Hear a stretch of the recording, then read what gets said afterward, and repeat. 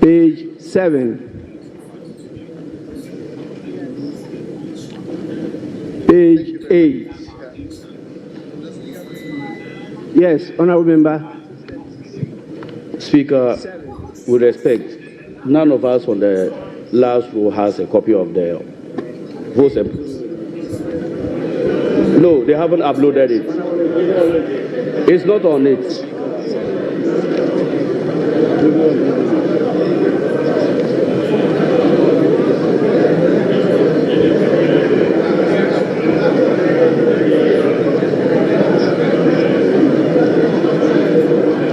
Honorable members, page 8. Yes. Thank you very much, Mr. Speaker. Mr. Speaker, page 8. For consistency's sake, item 6A, Methodist Girls High School, Mamfi, from Equiapim. Equiapim here has been spelled with an E.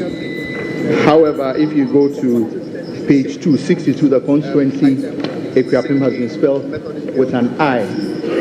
So I don't know whether it's the I or the E that's correct. Yeah, just for consistency. Thank you, Mr. Speaker.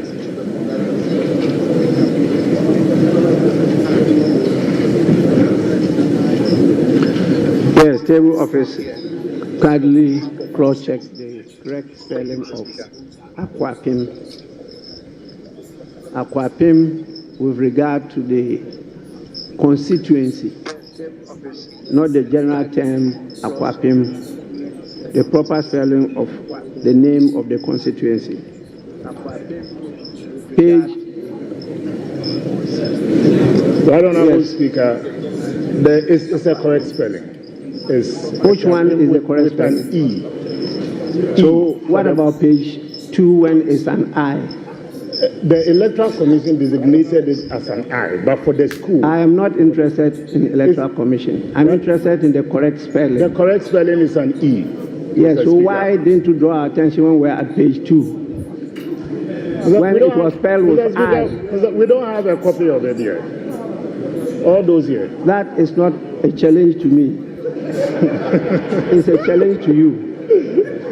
If it is that the whole house have not been given copies, that I can come in. But when some individuals don't have copies, it's not a point of order for Mr. Speaker to interrupt the proceedings.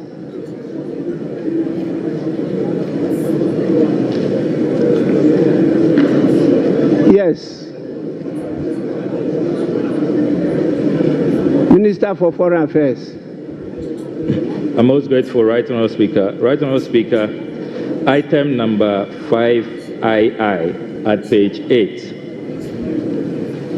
The communication from His Excellency the President informing the House that the Honourable Mohammed Mubarak Muntaka has been assigned additional ministerial responsibility for national security. Mr. Speaker, the additional has been omitted. It should be inserted so that it doesn't create the impression that this is because he's Minister for the Interior and has been assigned responsibility for national security. The rendition here does not accurately capture that because it's not a reshuffle if it's not captured accurately. So Right Honourable Speaker, the rendition here does not convey accurately what the communication is, because he's the Minister for Interior and he has been assigned that additional responsibility for national security. So, Mr. Speaker, if the table office can capture the essence more accurately, you don't get that impression here. Honorable Minister for Foreign Affairs, what's your authority on this? Is it in the law or in the communication? It's in the law. Well, Right Honourable Speaker, is from the communication, and Honourable Ministers have were you copied. had sight of the communication? Yes, Right Honourable Speaker. We were copied. Whether you were talking or you were laughing, that's not an issue. The issue is, have you had sight of the communication?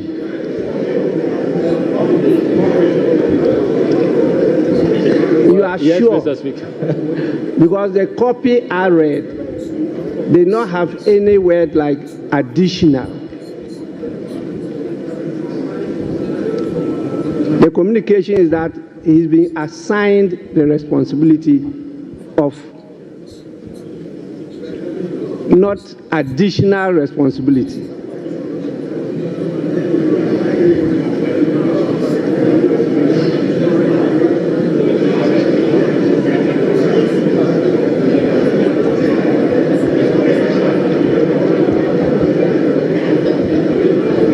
So, Minister, you are out of order.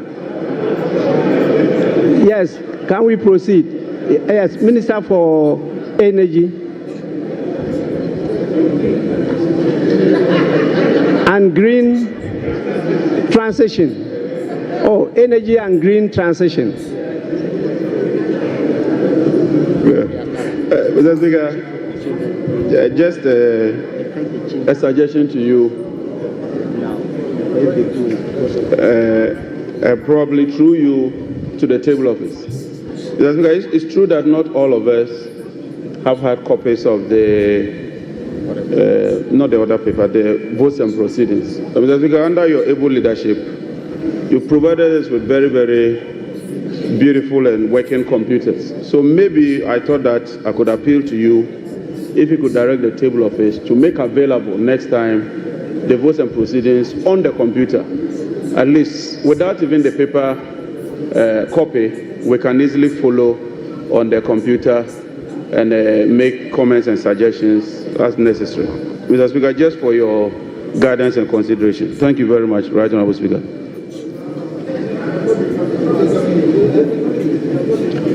Honourable members, the structure we are using as the Chamber of Parliament was constructed in 1964.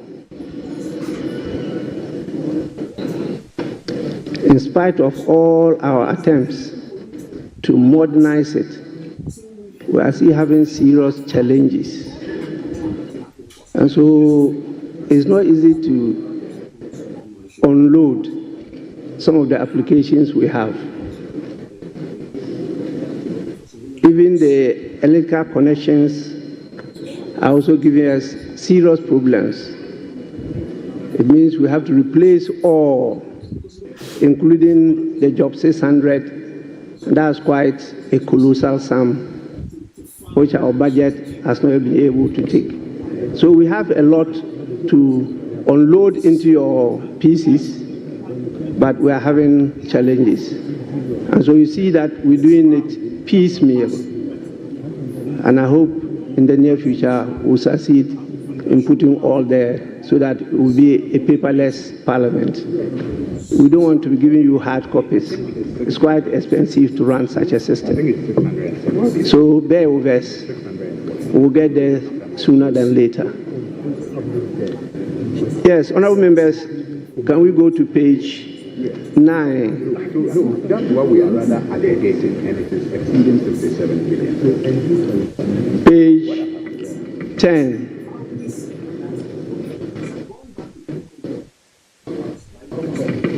Page 11.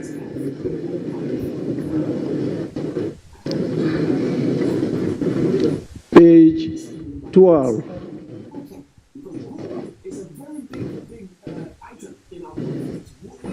Page 13. Yes, honourable member.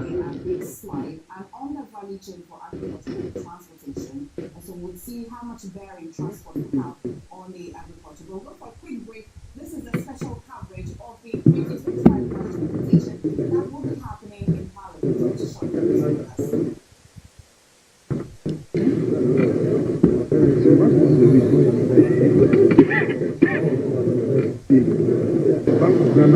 Honourable member, my mic is working.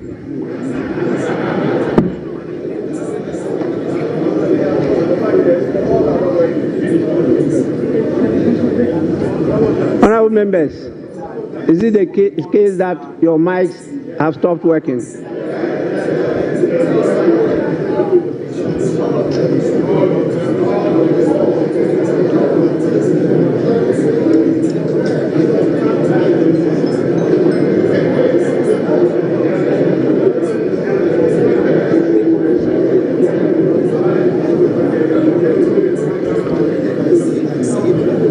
Honourable members, I will proceed to suspend sitting for a few minutes so that it could be rectified. Please, just on 5 minutes. It's back. The speaker is back. Honourable members, are you sure? Mine is on. Speaker. This is on. Then everybody should come here and talk.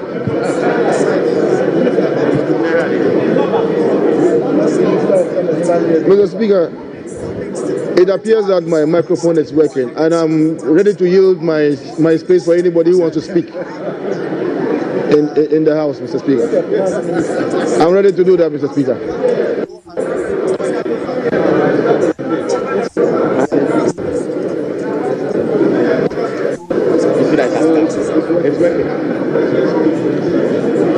Honourable members, sitting is suspended for 5 minutes.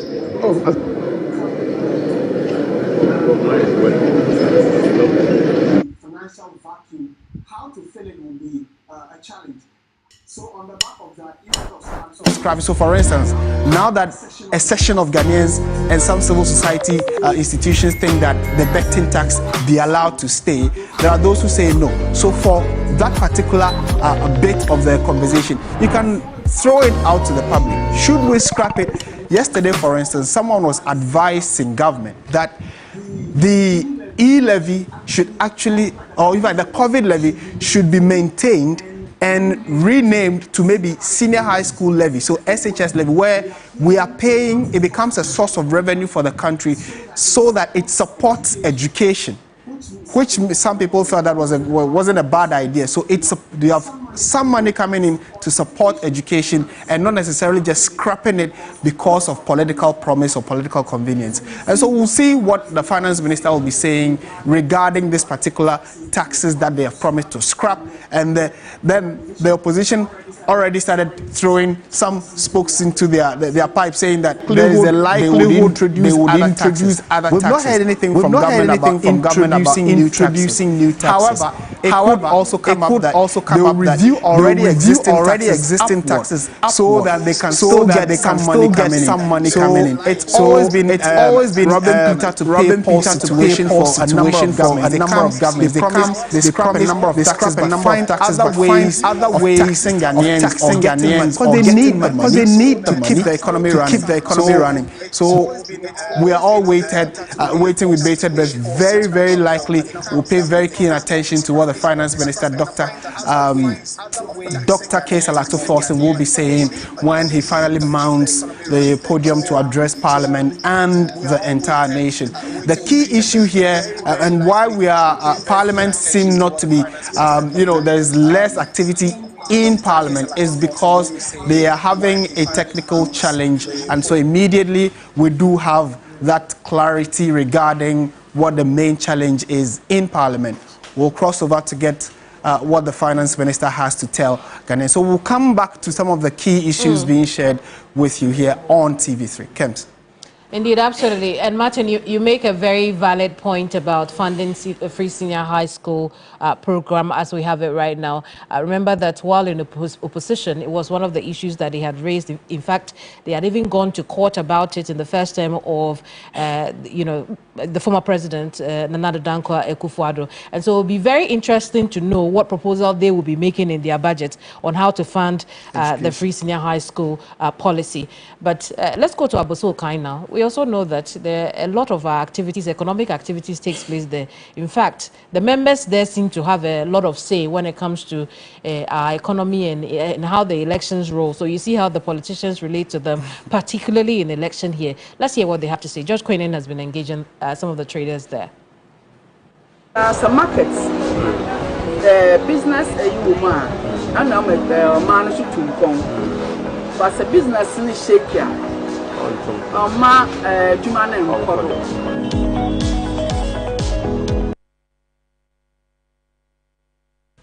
Okay, these are my hard-working traders here at Abosokai. And for the purpose of this very interview, we'll just be speaking the local dialect. I'll try and translate if possible. Matisse Skawa, and I'm Wabusaka. Asana waka. You But Siska.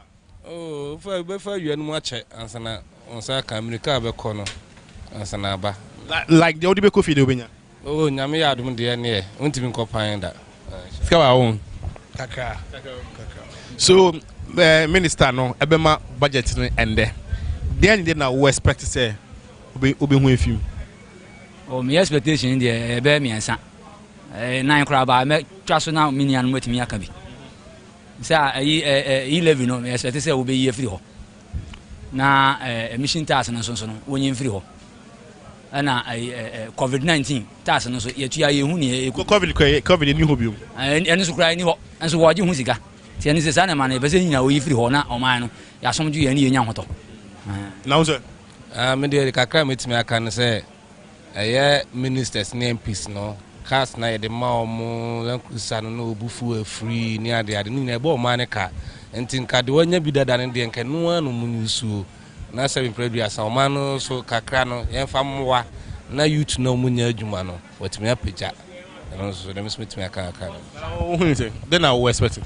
Me expect to say, a friend saying, but your duties no on share on my pa because prices in Yama like duties prices no bad down.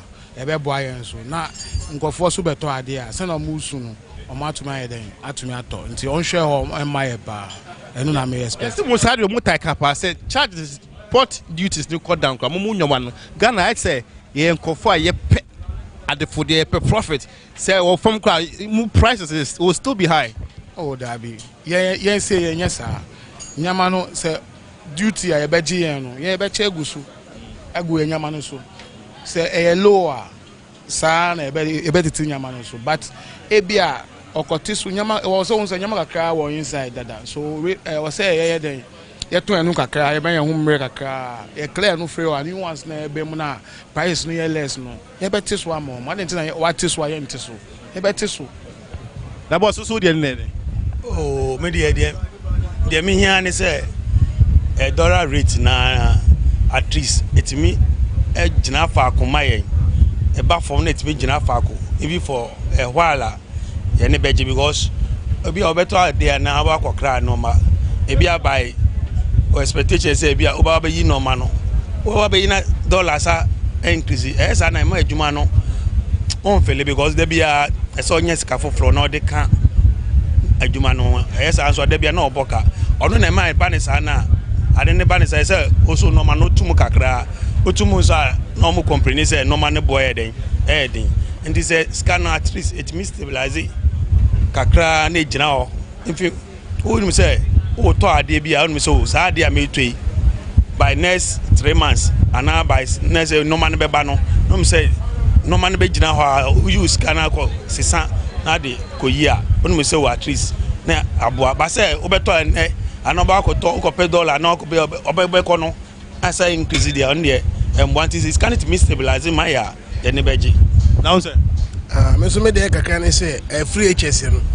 Just the master mind baby say wabano mon fani sanka kura because so the second I think why any clear so on fani sanka by why any clear so on fani sanka by and the attitude we chire say opa say awofo no ogye bibi kakra say bibi kakra kura no ba dia on mo nye no amemfi say na hema ye ne bi no yentumi yentua ayesa what buy campaign etie na ban no because of omo aye free HS akọ bia ni tirim ma na ba no oni bi owo bi otumi quality so ya ne hye o ka ma na ha oba mani ntua no obi abetua oba ye politics de tia aban no amama ne hye ode ye no entumi nko ti misran sa kwane de onhwe se na oba ye hye no amama obi oni bibia no ne sa tumi akola no hwe mu ti misra aban wo pa okay when you say last week most said ya dollar no ko AC we go AC this AC 40 pesos within 30 seconds and sa etekoe ye ni more than we about 8 no but me who here no as a businessman man GND I the kunta man GND here and to me idea was 16 and 15 no and dropping by 8 straight sir until me who say bibi na ekoso social media na bibi but later me for phone me check here no me who say ampa so what I say but all of us are like 2-3 hours time no me who say say then echo ba me who here no there ampa but na me GND by ampa kwa black market kwa so ko gosesan o mega so muniska because there will be disadvantage I know ba and the omega is can ho san omega ntie sre no wa ba na o na o kan se obejo ne nu so bitima yontine ma ne baaye no onye mai no e mai so a yes ye ne fana sedan ni say possible say dollar no betimi akọ 8 cedis na mama to me ye money ko 8 cedis a ye do money be che no yes because businessman yeah it's Ghana it's not really about the dollar city stabilization. There's more to it. Dollar or man we mu then na ye or man we mu dollar na dey cry bibia then ubetuma be actually media ye or man we mu. Don't you think say a high time I beg CASSIEL okay sisi anu nyoma ye kokran will not import again near making sure say business is organ ye mu strong na I so yeah see you bet me ayan kwa kan so yes anything was 24-hour economy ebeba na ne nyina ye nuanom so wo fie ne diade so bia so etime nya bia ye ti ne nyina kan we say no aye nya expect say oba implement sa idea because a very good idea we nyina ye ba ebebo aye nyina say friend say ejuma ba ko na nipa miensa aye ye ebebo say ono so ba nka ebebo ne but one say no man bebre wo ha ye ntimi nya wo ha no man bebre wo ha spare parts ni say etimi ye engine any say no we dey obekra engine we yes dey obekra engine parts Kantanka only so engine Kantanka engine oye anka ye say who say Kantanka timi ye cars nkese ye anyway say aje na tumi so timi ye car nkese nta not say onye sa cars nkiti na mukromi matis ni musa type no betwa ye bebre a at least ni ho pass so be wo nti obi to bi kra na o hwe pass na ebe ye izama no na o watima ko na de bia o ye car nkese no so o nya aban support unya aban support say aban so hu say utumi ye car nkese ye hu dada so utumi ye car nkese nti si ano ye pese sanka Kantanka se no ye no one ye cars nkiti ni bi on town running cars taxi no man for betumi nti spare parts ni bi say ya betumi anya bi ato e wo no ho spare parts so na maska e baka enye car na obeye na e beto no ba spare parts na maka wo ye car spare parts na monyo ska nti so tumi ye cars na man for oto na man for yusu na we bi say ya ye nya fi na e be ko abrochi akokra uko Kantanka shop a wakope bi no ato ahye nti that will be the best. Munyanka ye be eat some of the taxes but mobile shock say ye the new taxes beba new tax ba na reasonable wa aden na ye nyina say Ghana ye nyina be say ye boa aman na ban tim subsidy ti say tax bi ba na say eto asomo de ya e be giatum tax bi won na Ghana for mu tax ya sisi ya no I say amanfo ye business kakra wo mo fon so me ade no enti no 111 de obeyi de enso so obeyi no de on enkomo nyin ko fi business na mo fon so yi 11 na kasa nyina free so a amanfo be business free a abani nya hwe ye boka enti on de nkonje onyi so kakra yeah na amanfo ho nto no ne so me de me wakoma mu de bitima ye fi so kasa oyi ni nyina ade a omo me business wo fon so no on benya ye a aban boka bebrebe eno so boa ye 11 dia oyi free ho ye because 11 no me capital na tax no me capital na tax na anything so o tax me capital and 11 do even where okay ehun yan so otimi oyi sa levy ni nyina no the road tax no road toll no also the beba no me personally road toll ni say me traffic na e cost na me problem say e cost traffic na e bia say on tin o say obey electronic one nti udu ape okroku we bia ato una wo no nti road toll no de ska wum nti amakwata kra o twa sa ade ni mu no at least because financial loss to the nation I say on no create me hold no responsible because I say road to see nyanka kra wo ho oh twemu it's a cabinet decision no kwant me fa ne pe ti so no ko jan so ma twemu no mo gitum so nti say road to no bet ma back bi ma ye ne beje because e ba na fe the way yi sa Well, some traders from Abosokai, we're still keeping an eye on Parliament as and how things play out.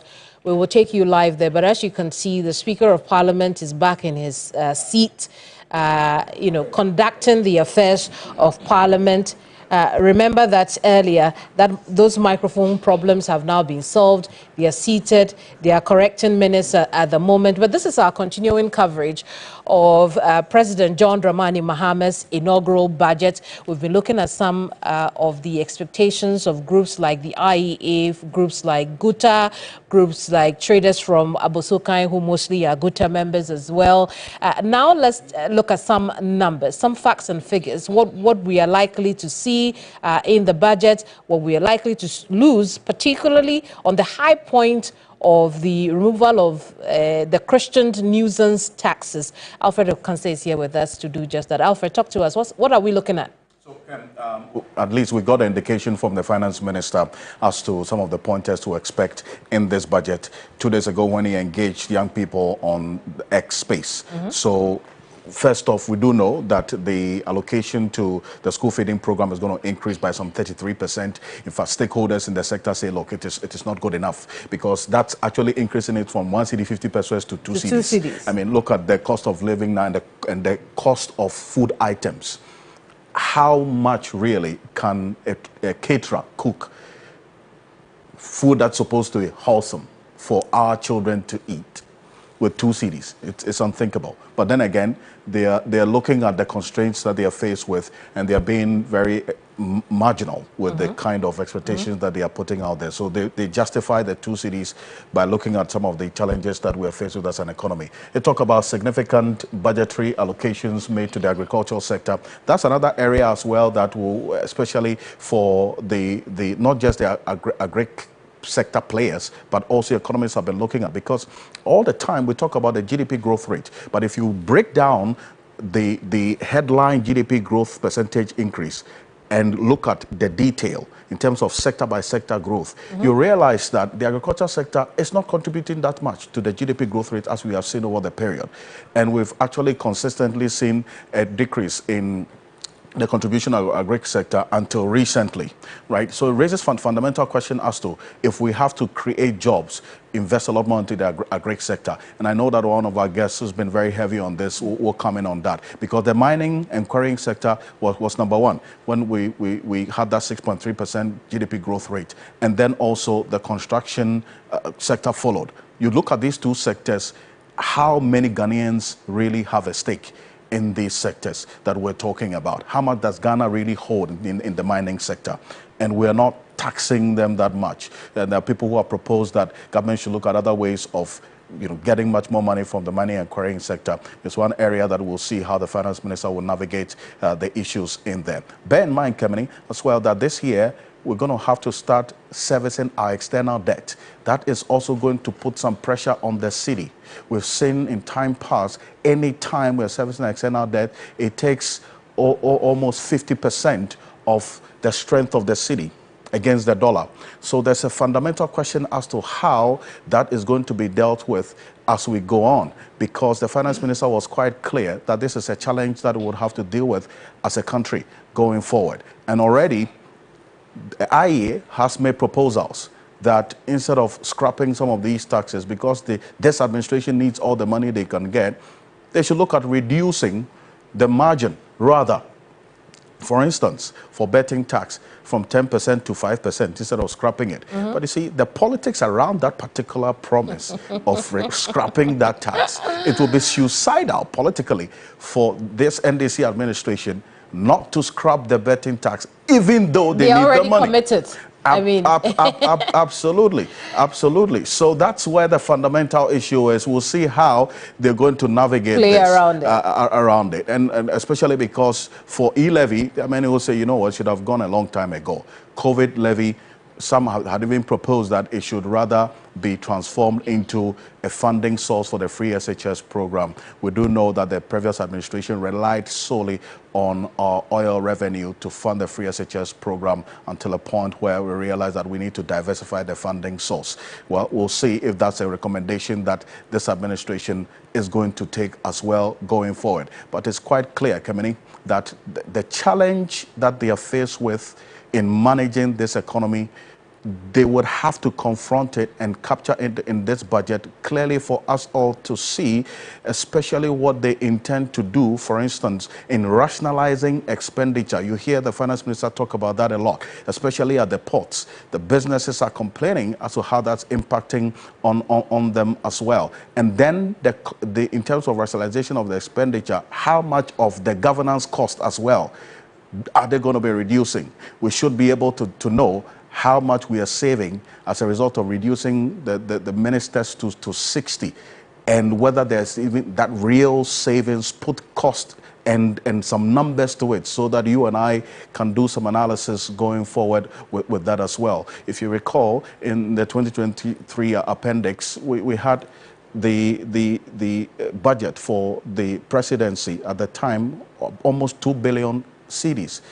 You raise questions as to how that can be cut going forward this time around. So these are some of the expectations that you have the major players in the sectors, the various sectors of the economy, also expressing as to how this budget would address these issues. Kemini.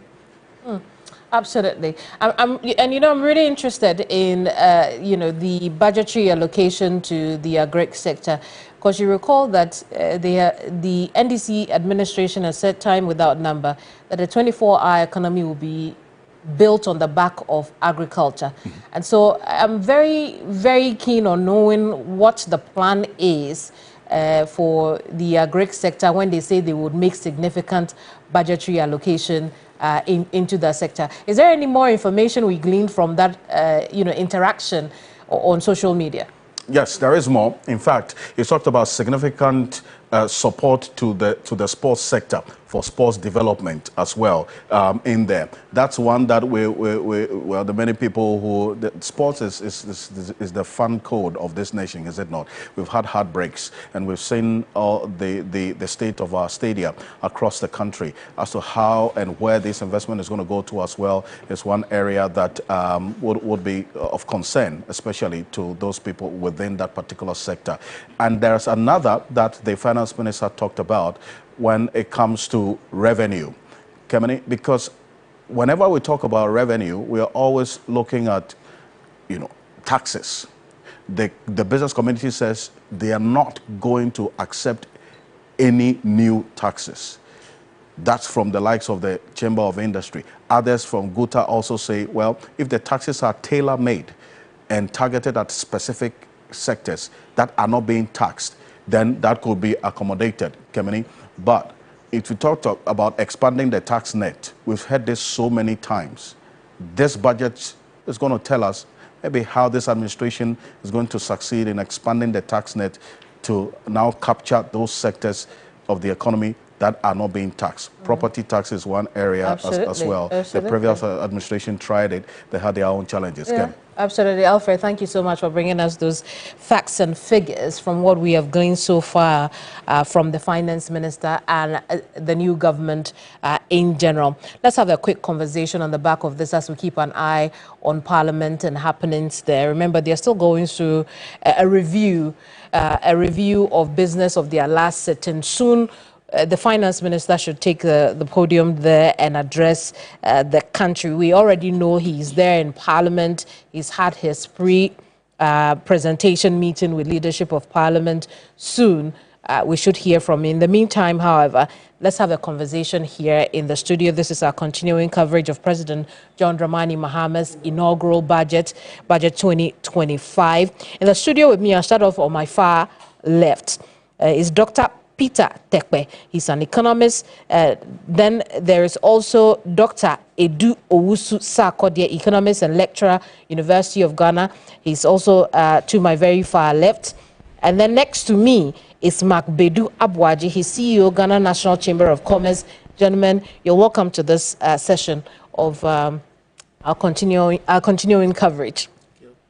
I'll start off again from my very far left because the issues that Alfred has raised, particularly with the insights we get into what this budget will contain, it would also be the beginning of what this government has promised, the 24-hour economy. So let's start off with its promise of significant budgetary allocation to agric. What meaning does that make to you? Well, that's very good to hear, because one of the challenges we have is to address, our food issue, production issue. But the big question to ask is that, what does it intend to achieve? Because the agric sector, the value chain is from the farm to the kitchen. Doug, I apologize, I have to cut you there, but the finance minister who I was talking about only moments ago has finally arrived, obviously doing what has become tradition, showing us their cases, their suitcases, so to speak, containing the document where he would read the budget 2025. But let's hear what they are saying and laughing about.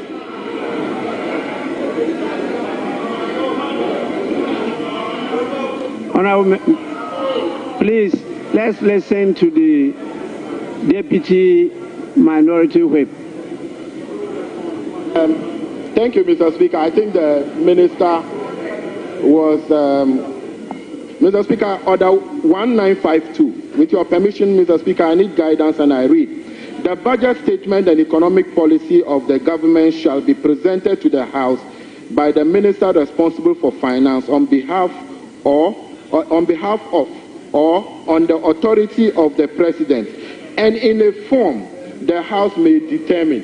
Mr. Speaker, I'm emphasizing on the last part, in a form the House may determine. Mr. Speaker, as we speak, this new standing orders on this 9th Parliament, we haven't determined any form the budget statement will be presented as of now. Mr. Speaker, I have gone to read Order 6, and I have checked on our schedule from Schedule 1 to Schedule 10, and that of Order 6, and I have not been able to understand. And as we stand, Mr. Speaker, as at now, the House has not determined the form the budget is going to be presented. So, Mr. Speaker, the House has to determine the form before he can present any statement. Mr. Speaker, that is my plea, that the House must determine, my application is that the House must determine the form of the budget statement before he reads the statement. Thank you, Mr. Speaker.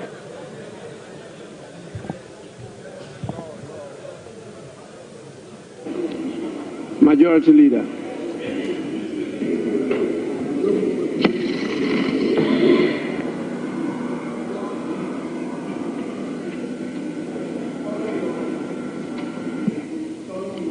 Mr. Speaker, the Public Financial Management Act and its various amendments spell out clearly the budgeting process, the requirements of a budget, what must be contained in it, and etc. And that was a legislation enacted by the same Parliament. And this Parliament acts according to the prescriptions of that legislation.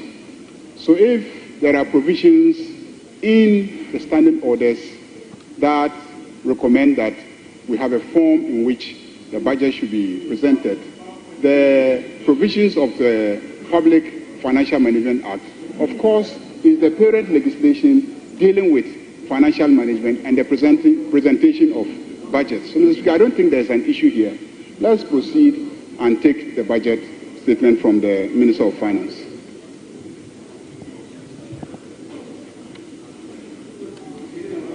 Yes, Minority Leader.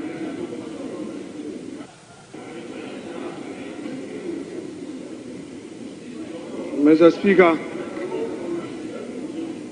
I have listened to the application by the Member of Parliament for Toulon, I've also listened to the leader of the House responding to the said application. The leader of the House makes a general submission. The application was anchored on the rules of this House. A mandatory provision in Order 195, there's no may there. It reads, for the avoidance of doubt and at the risk of being repetitive, this is what it says. The budget statement and economic policy of the government shall be presented to the House by the minister responsible for finance on behalf of and on the authority of the president and in the form the House may determine. Yes, wait, look at it. Mr. Speaker, wait, yes. So, yes, wait, Mr. Speaker, they should take it easy. They should take it easy. They should take it easy. This is law. Take it easy. Take it easy. Take it easy. So, Mr. Speaker, what is the reverse logic? Please, for the benefit of our young ones, for the benefits of the young ones, Mr. Speaker,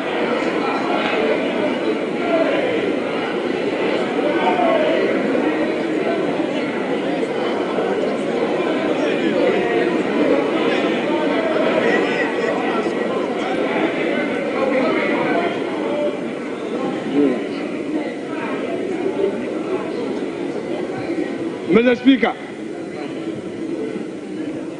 this House is a house of procedure. This House is equally guided by its own rules and precedents. Wait a moment. For those who are in a hurry to shout in his agreement, if the law says may determine, is it also the case that in reverse logic, the House may decide not to determine any form? What? No, wait. The law is that a budget statement must be presented. But we are saying again that as a House, we may have to determine which form. So, Mr. Speaker, the invitation by the minority, the deputy minority whip, is well founded. He is inviting us as a House to determine, are we going to allow him to make a statement or we are going to allow him to move a motion? Is it going to be in a form of a motion or in a form of a statement? This is a well-anchored application. Don't use your number to shout to intimidate him. He has made a solid argument. This House has not determined the form in which this item has to be taken. The deputy minority whip is inviting us to set the ground rules. The majority leader got up and referred to PFM Act to say what? He didn't quote the specific provision. The man has made an application under our own rules. You didn't attack him on the rules. You didn't know. You didn't say anything against his application on the rules. Mr. Speaker, as the minister is here, in which form are we going to listen to him? What is he going to make a statement, or he is going to move a motion? Mr. Speaker, this house is being invited to determine this matter. You see, the Supreme Court has had an occasion to give a contextual interpretation where may is placed to mean shall. Yes, it is there. No, come on, Mr. Speaker, even that argument aside, put that argument aside. There's no need for any interpretation of whether may should be shall. The point is that the law provides that we should determine the form. The law says we should determine the form.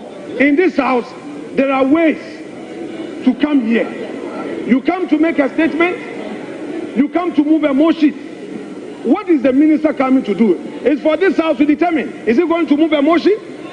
in accordance with Article 179, or he's coming to make a statement. And when he makes the statement, what happens? Is it going to be left with a chairman of a finance committee to now move that this House should debate the statement? Mr. Speaker, this is a solid application, and he should be applauded for what he's done. Thank you, Mr. Speaker.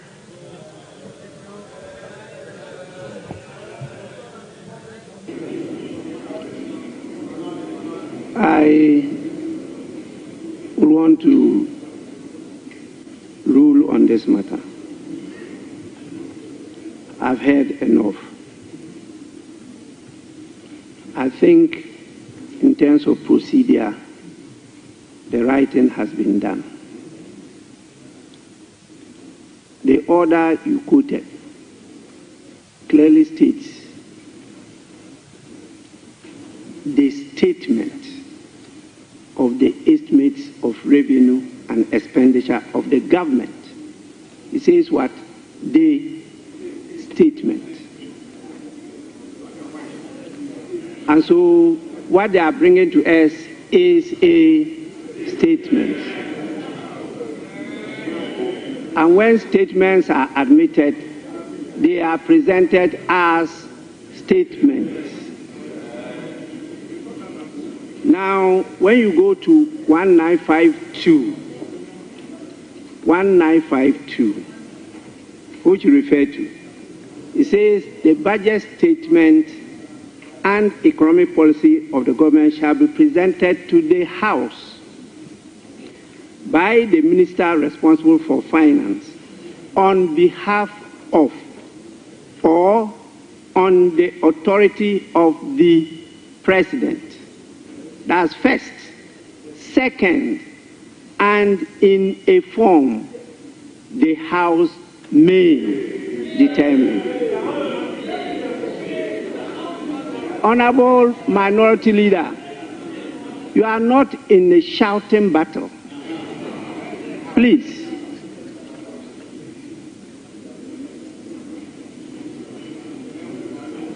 This is the House.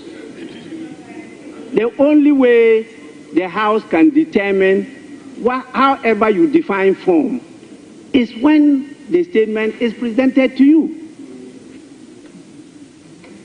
The House cannot determine this matter outside the House. You can only determine it when you are truly sitting as a House. And this is the House. He's presenting the statement. If you decide that you want a form, you define form in any different manner as you are doing, then this is the time when it is presented, you take this opportunity to determine that form you want. Different from the earlier forms that we've decided and been practicing. If this is what you want to do, please, the statement must first be presented to you. It has to be presented to the House. And if you may, you determine the form you want it to be presented. That can be part of the debate. But I'm not sure the definition you are putting on the word form. Form. Please go back to your lexicons.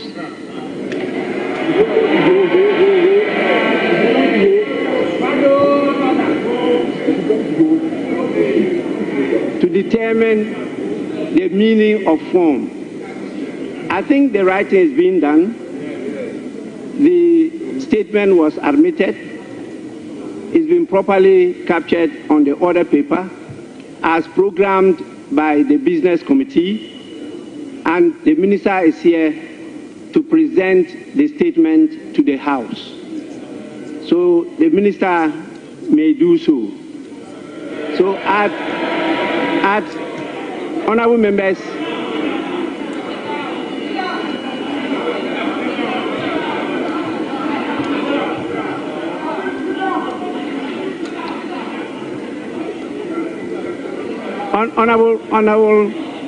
honorable minister, just a minute.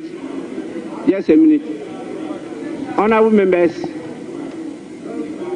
at the commencement. Yes. Mr. Speaker, just to thank you for your guidance and the proper interpretation of 1952. Thank you, Mr. Speaker.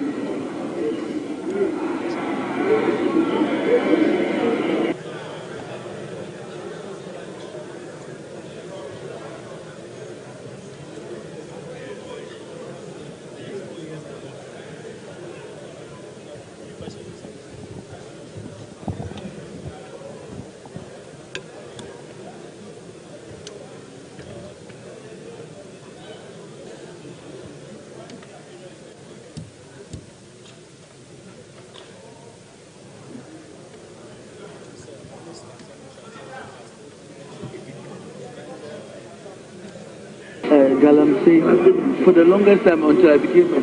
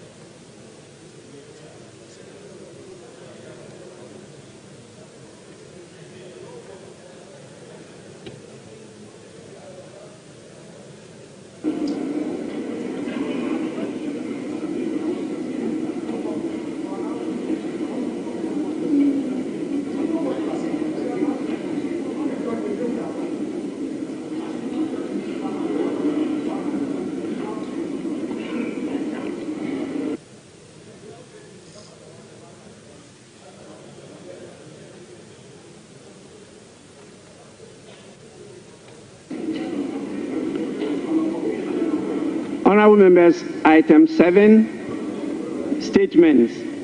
The budget statement and economic policy of the government for the year ending 31st December 2025. Minister for Finance.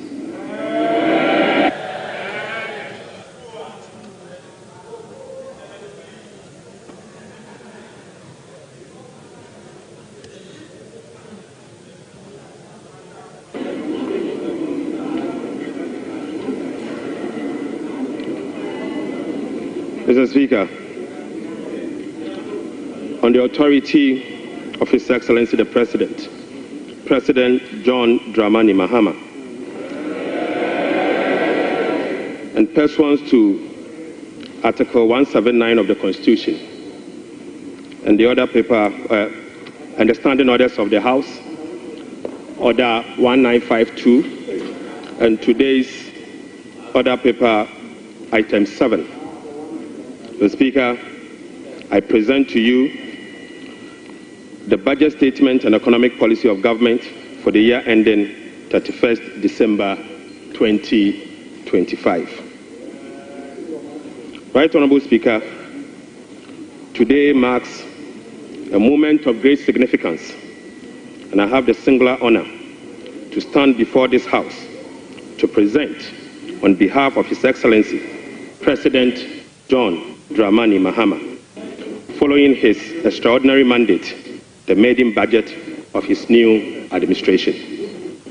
Mr. Speaker, I'm deeply grateful to His Excellency the President for entrusting me with this responsibility. Respectfully, Mr. Speaker, I also submit to this House the following statutory report as required by law. The 2024 annual report on the Petroleum Funds, in line with Section 48 of the Petroleum Revenue Management Act 2011, Act 815, as amended, Mr. Speaker. Mr. Speaker, I also submit the 2024 Energy Sector Levies Report in accordance with Section 6 of the Energy Sector Levies Act 2015, Act 899. And finally, Mr. Speaker, the 2024 Annual Report on the collection and utilization of the African Import Union Levy, in line with Section 7 of the African Union Import Levy Act 2017, Act 952. Right Honorable Speaker, with this budget, I will also be seeking a review of the following act to support the policies of government aimed at stabilizing the economy and promoting inclusive growth. The first will be an amendment to the Petroleum Revenue Management Act 2011, Act 815. The second will be the Ghana Infrastructure Investment Fund Act 870. And the second will be an amendment to the Mineral Income Investment Fund Act 2018, Act 978. The Speaker, I will also be seeking amendment to the Energy Sector Levies Act 2015, Act 899. I will be seeking amendment to the Ghana Cocoa Board Act 1984, the PNDC Law 81 as amended.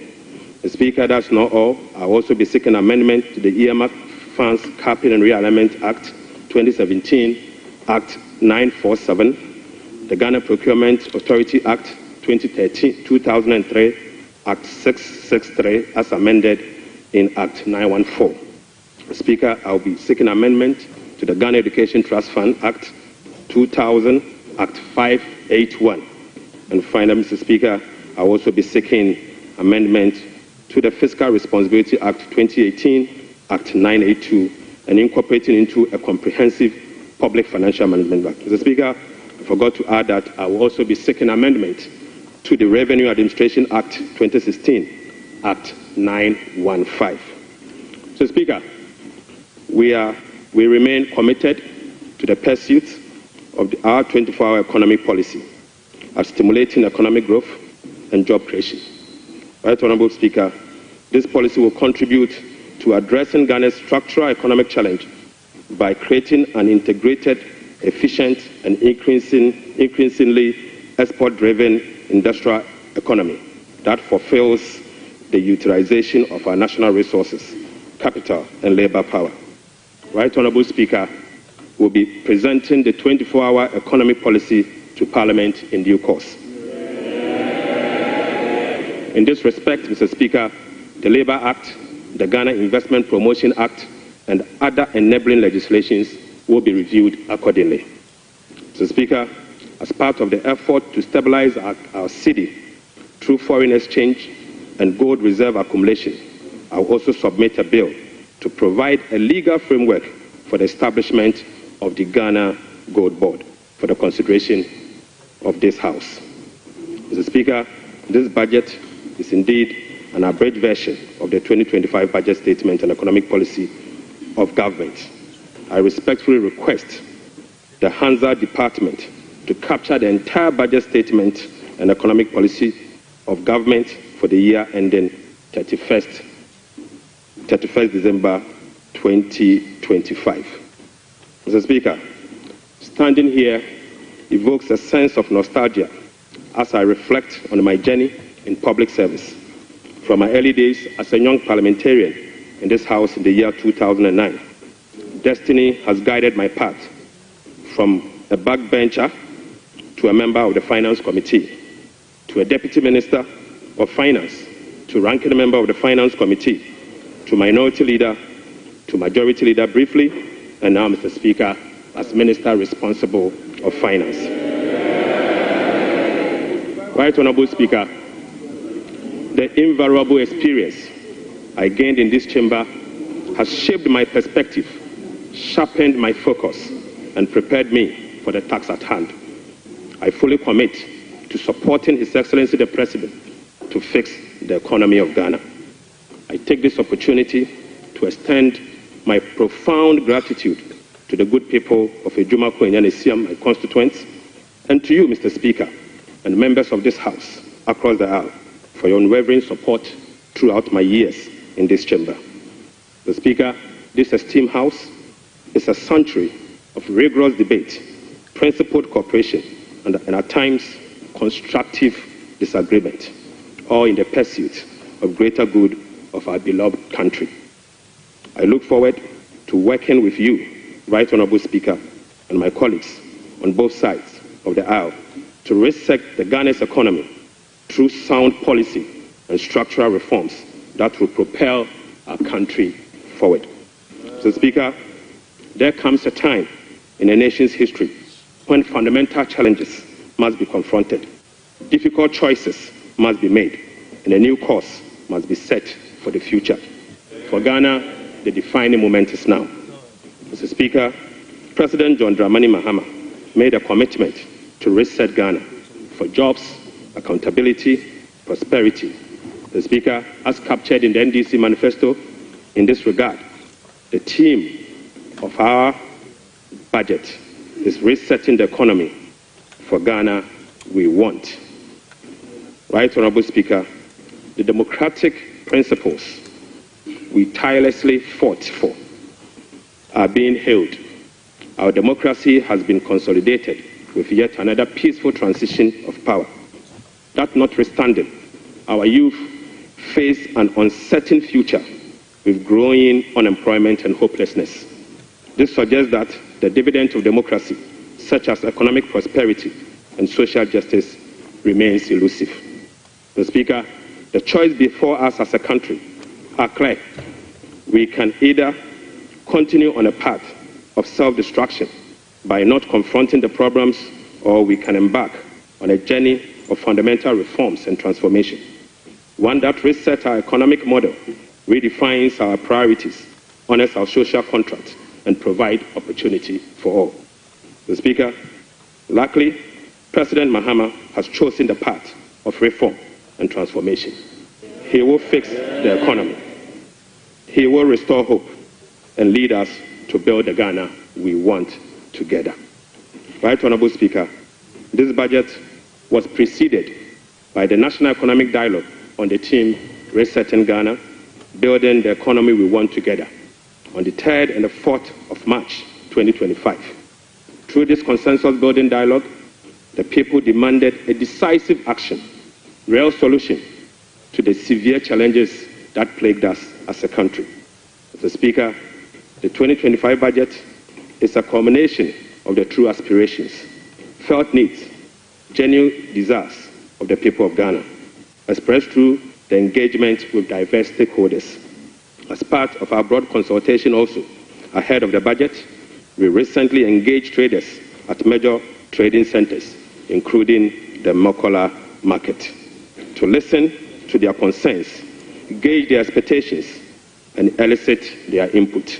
Mr. Speaker, the extensive consultation revealed that the overriding concern among Ghanaian traders and business community remains price and exchange rate stability. Apart from eroding their working capital, exchange rate volatilities makes effective business planning impossible and increase the cost of doing business. This budget outlines far-reaching measures which will be implemented in close collaboration with the Central Bank, the Bank of Ghana, to effectively and efficiently manage the exchange rate and inflation. Mr. Speaker, we also engage the youth of Ghana in a dialogue on social media as part of our new budget consultation. Mr. Speaker, during my engagement with the youth, it was revealed that 321 pharmacists who were employed since June 2023 have not received their salaries. We will take urgent steps to remedy this situation immediately. Right Honorable Speaker, this conversation was an eye-opening experience, one that strengthened my belief that the voices of the youth matter in designing policies that directly and indirectly impact their lives and future. Mr. Speaker, in the year 2016, I came to this chamber on behalf of the then Minister of Finance, the Honorable Seth Emmanuel Tepe, and led the passage of the Public Financial Management Act 2016 at 912 to deploy a robust public financial management system. Even though, Mr. Speaker, the Public Financial Management Act remains one of the best in the world, its poor implementation has rendered our public financial management systems weak, allowing for abuse and costly infraction. So, Speaker, President Mahama's government is committed to the full implementation of this critical legislation. So, Speaker, accordingly, we will enforce the sanction regime, link contracting and public procurement to budgetary provisions in the medium-term expenditure framework, and seek parliamentary approval for all multi-year commitments as required by law. Mr. Speaker, we will comply with the public procurement process and link them to approved budget. We will also respect the limits of the appropriations as approved by Parliament. We will rationalize the management of the compensation of employees, including conducting headcounts across the country. Mr. Speaker, I now turn my attention or my focus to the state of the Ghanaian economy as at 31st December 2025. Right Honorable Speaker, Mr. Speaker, I now focus my attention on the state of the Ghanaian economy as at 31st December 2024. Mr. Speaker, hands on heart, we inherited an economy in deep crisis. Mr. Speaker, an economy hard hit with debt and beset by other fiscal challenges, such as large accumulation of MDA arrests, energy sector shortfalls, and financial sector payments. Mr. Speaker, weak commitment control and reckless public spending have reversed the progress made in fiscal consolidation, even under the IMF program that commenced in the year 2023. Mr. Speaker, notwithstanding the gains made under the IMF-supported program that was to achieve through the painful sacrifice of domestic bondholders, external creditors, and taxpayers, the economy remains in distress. Right Honorable Speaker, key performance indicators to be assessed by the IMF staff in the upcoming fourth review of the program scheduled for April 2025, such as the primary balance on commitment basis, inflation, social protection, and others, as at end 2024, are likely missed. Right Honorable Speaker, in addition, all structural benchmarks due by end December 2024 are also missed. Mr. Speaker, inflation worsened in the year 2024 from 23.2% in the year 2023 to 23.8% in 2024. Mr. Speaker, the 2024 end period inflation also exceeded the budget target of 15% by 8.8 percentage points and the IMF central target of 18% by 5.8 percentage points. Unfortunately, this has triggered a discussion with IMF under the monetary policy consultation clause. Right Honorable Speaker, the primary balance on commitment basis worsened from a deficit of 0.2% of GDP in the year 2023 to a deficit of 3.9% in the year 2024. Mr. Speaker, the primary balance on commitment basis target for 2024 was a surplus of 0.5% of GDP. Sadly, the previous government recorded a deficit of 3.9 percentage point of GDP. This presents a slippage of a whopping 4.4 percentage points. Right Honorable Speaker, at the end of December 2024, total central government arrests amounted to 67.5 billion Ghana cedis, representing 5.2% of GDP. The Speaker, with the road sector recording an arrest of 21 billion Ghana cedis. The Speaker, when I assumed office on the 23rd of January 2025, my office was inundated with requests for payment for many contractors and suppliers. To ascertain the total arrests and outstanding payment for all MDAs, the Ministry of Finance decided to formally request all MDAs on the 28th of January 2028 to submit information on all arrests and outstanding claims for validation. Subsequently, Mr. Speaker, the Ministry of Finance held a special hearing with the MDAs to validate the arrests that were submitted for payment. The response from the MDAs and the validation revealed that a staggering amount of 67.5 billion Ghana cedis is owed to government contractors and suppliers. Mr. Speaker, this consists of MDA's outstanding interim payment of invoices worth 49.2 billion and bank transfer advice at the Controller Accountant General worth 18.3 billion Ghana cedis. Mr. Speaker, this 67 billion excludes 1.73 billion US dollars owed to independent power producers. This 67 billion also excludes 68 billion Ghana cedis owned by Electricity Company of Ghana to contractors. Mr. Speaker, this $67 billion also exclude the 32 billion owned by the Ghana Cocoa Board to contractors. And Mr. Speaker, this 67.5 billion also excludes the 5.75 billion owned by the Ghana Road Fund to various contractors.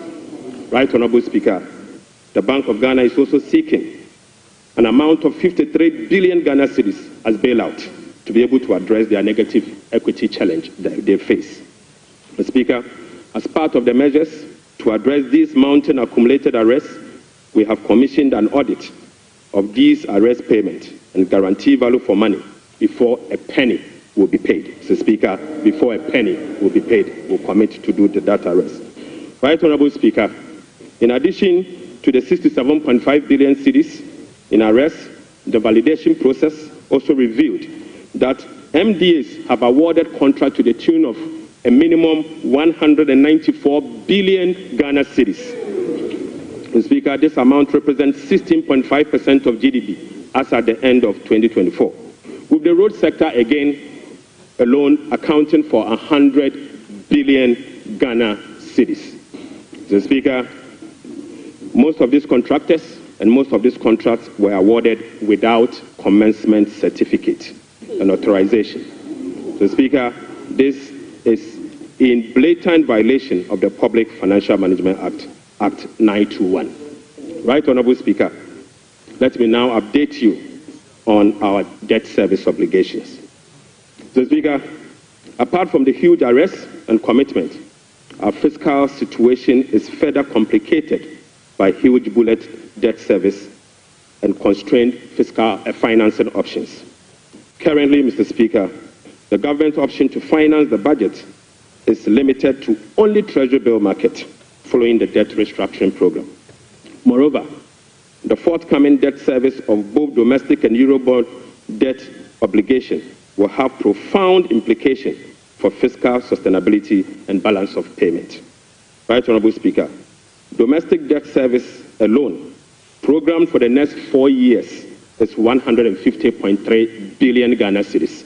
The Speaker, simply put, the interest and principal payment that will be due for payment beginning now for the next 4 years is 150.3 billion Ghana cedis. This represents 11.6% of GDP in domestic debt service obligation alone. The Speaker, of this 150 billion Ghana cedis, 73.3% of this 150 billion Ghana cedis is due for payment in the year 2027 and 2028. Right, Honorable Speaker, 2027 alone, the domestic debt service that will be falling due will be 57.6 billion, and 2028 will be made to call upon to pay 52.5 billion Ghana cedis. So, Speaker, the debt service obligation of 2027 and 2028 are major harms. These harms are cancerous and pose significant risks to the economy of Ghana. But, Mr. Speaker, touch wood, we shall fix it. We shall fix it. Mr. Speaker, our debt service obligation of this financial year is equally burdensome with significant harms. February, we were called upon to pay 9.9 billion. July, we'll be paying 6.2 billion, and August, we'll be paying 10.1 billion, all this year. Right, Honorable Speaker, the fiscal challenges are further compounded by the significant short-term Treasury bill that we also inherited. So, Speaker, these obligations, totaling about 111.1 billion Ghana cedis, requires rollover week in, week out, placing additional pressure on cash flows and liquidity requirements. Mr. Speaker, beyond the domestic maturities, Ghana faces significant external debt service obligations for the next 4 years. In the next 4 years, will be made to call upon to pay $8.7 billion representing 10.9% of GDP, with heavy concentration again in the year 2027 and 2028. Again, Mr. Speaker, 55% of this external debt service will be due in the year 2027 and 2028. Right, Honorable Speaker, in the year 2027, we'll be made to pay $2.5 billion US, and 2028, we'll have to again pay $2.4 billion US. Right, Honorable Speaker, it seems the debt restructuring undertaken by the previous administration was designed to make 2027 and 2028 debt repayment heavy, sadly. So, Speaker, I don't know how come we sat and allowed that design to happen. So, Speaker, that is cancerous. But I can assure you, we will fix it. Mr. Speaker, in spite of all this upcoming domestic and external debt service obligation, no buffers were built to cushion this unprecedented debt service burden. Mr. Speaker, as of 7 January 2025, the debt service reserve account, the sinking fund in dollar, has a balance of $64,000 US. Mr. Speaker, when we were leaving office, we left behind $319 million US in that same account. Mr. Speaker, the debt service reserve CD account had an amount of 143 million Ghana cedis. Right, Honorable Speaker, when we were leaving office, the balance was 430 million Ghana cedis. Mr. Speaker, I now move you to stalled project. Mr. Speaker, due to the bilateral creditors' debt restructuring that is ongoing, undertaken by previous administration, a staggering number of 55 projects have been halted. Mr. Speaker, this leaves a massive amount of $3 billion Ghana US in undisbursed loans and about $300 million in outstanding interim payment certificates, IPCs. Some of these projects include the famous Ifie Kwanta Hospital, the Kejetia Market Phase 2, the Bolgatanga Boko Pomacrom Road, and the Tema Aflawa Road project. Delayed payments and demobilization from site could result in cost overruns of over $1.1 billion US. Right, Honorable Speaker, the IMF-supported program imposed an annual disbursement ceiling of $250 million for all bilateral loans that are being restructured. This constraint means that it will take a minimum of 12 years to complete all of this stalled program. So, Speaker, unfortunately, as a result of the debt restructuring, all this stalled program, working with the IMF will take a minimum of 12 years if we decide to go business as usual. We'll be engaging in the coming days to resolve this challenge. Speaker, I now take you to the famous energy sector fiscal risk. Mr. Speaker, the increase in energy sector financing shortfall is posing significant risk to the Ghanaian economy. In the year 2024, the Ministry of Finance supported the energy sector with payment of about 20.8 billion Ghana cedis.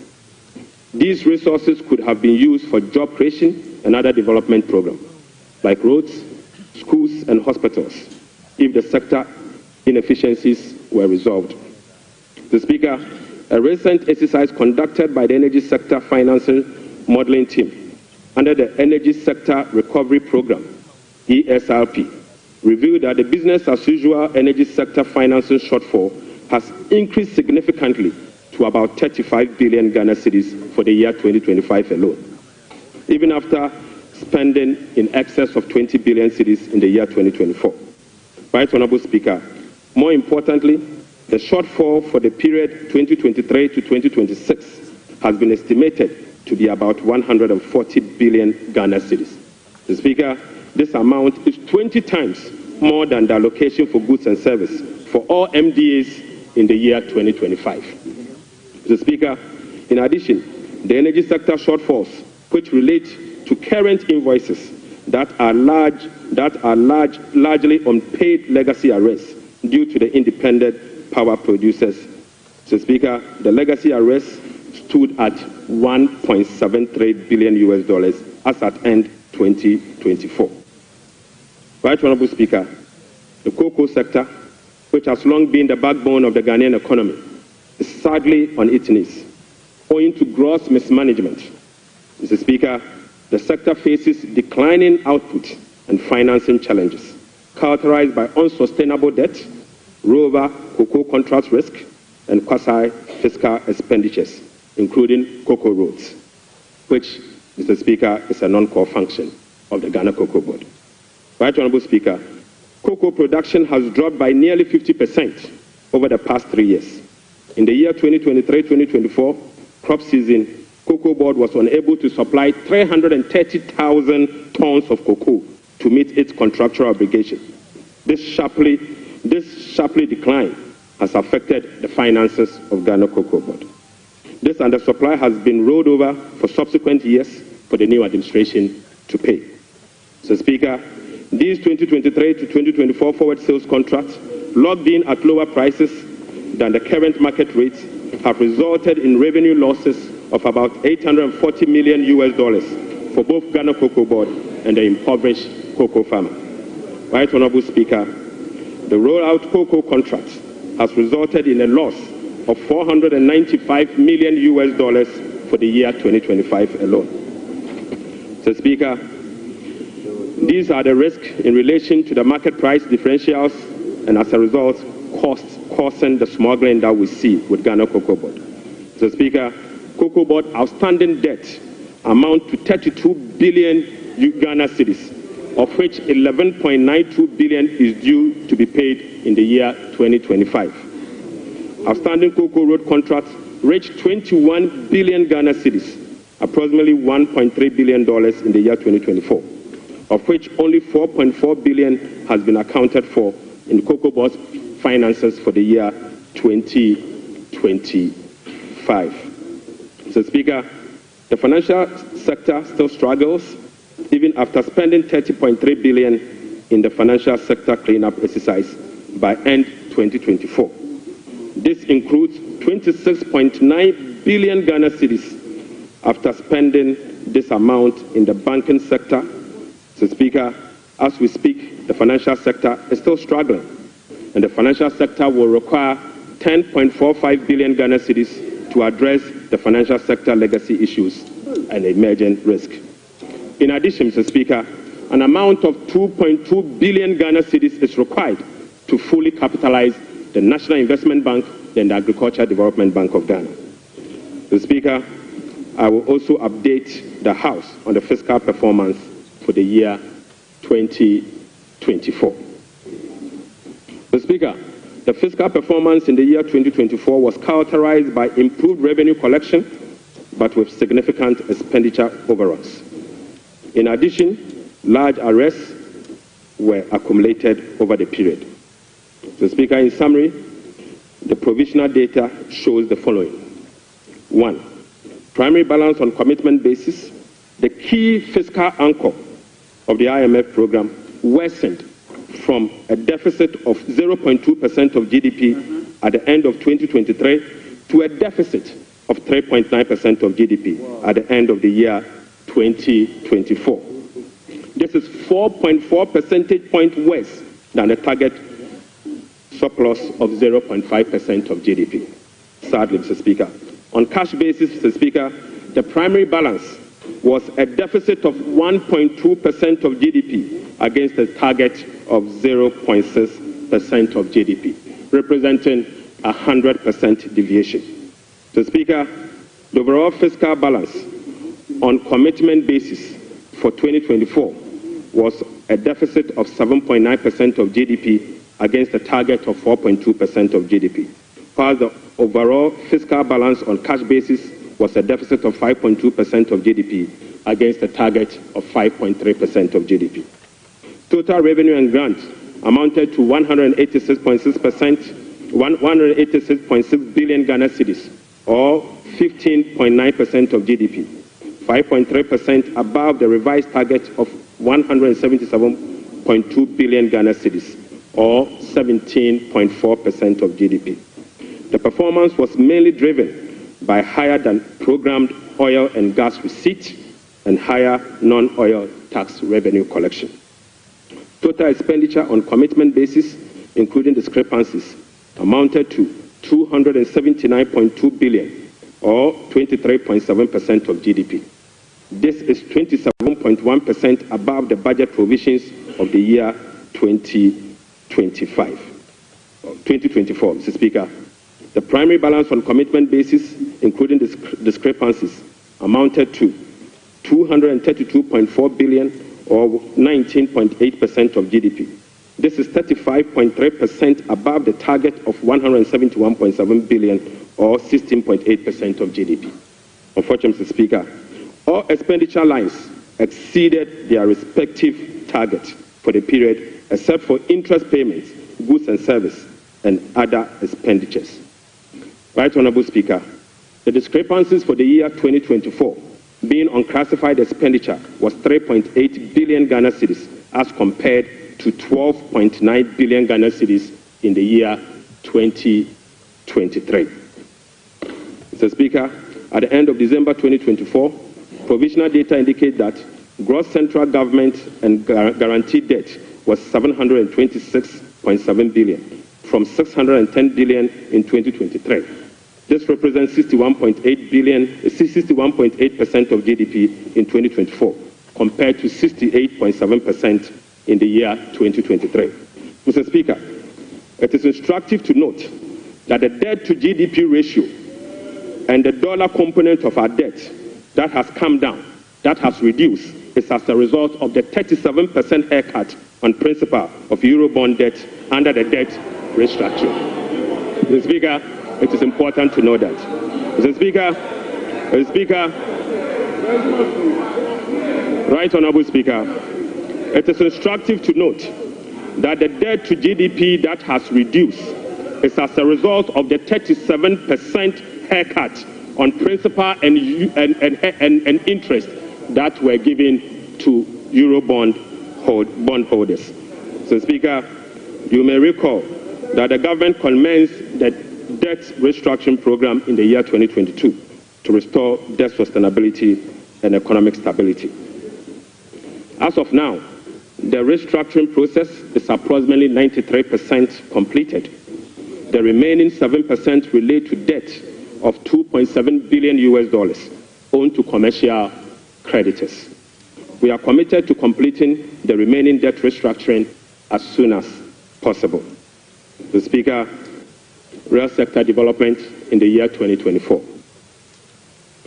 Right Honourable Speaker, provisional 2024 GDP statistics published by the Ghana Statistical Service on the 10th of March 2025 shows that overall real GDP growth increased.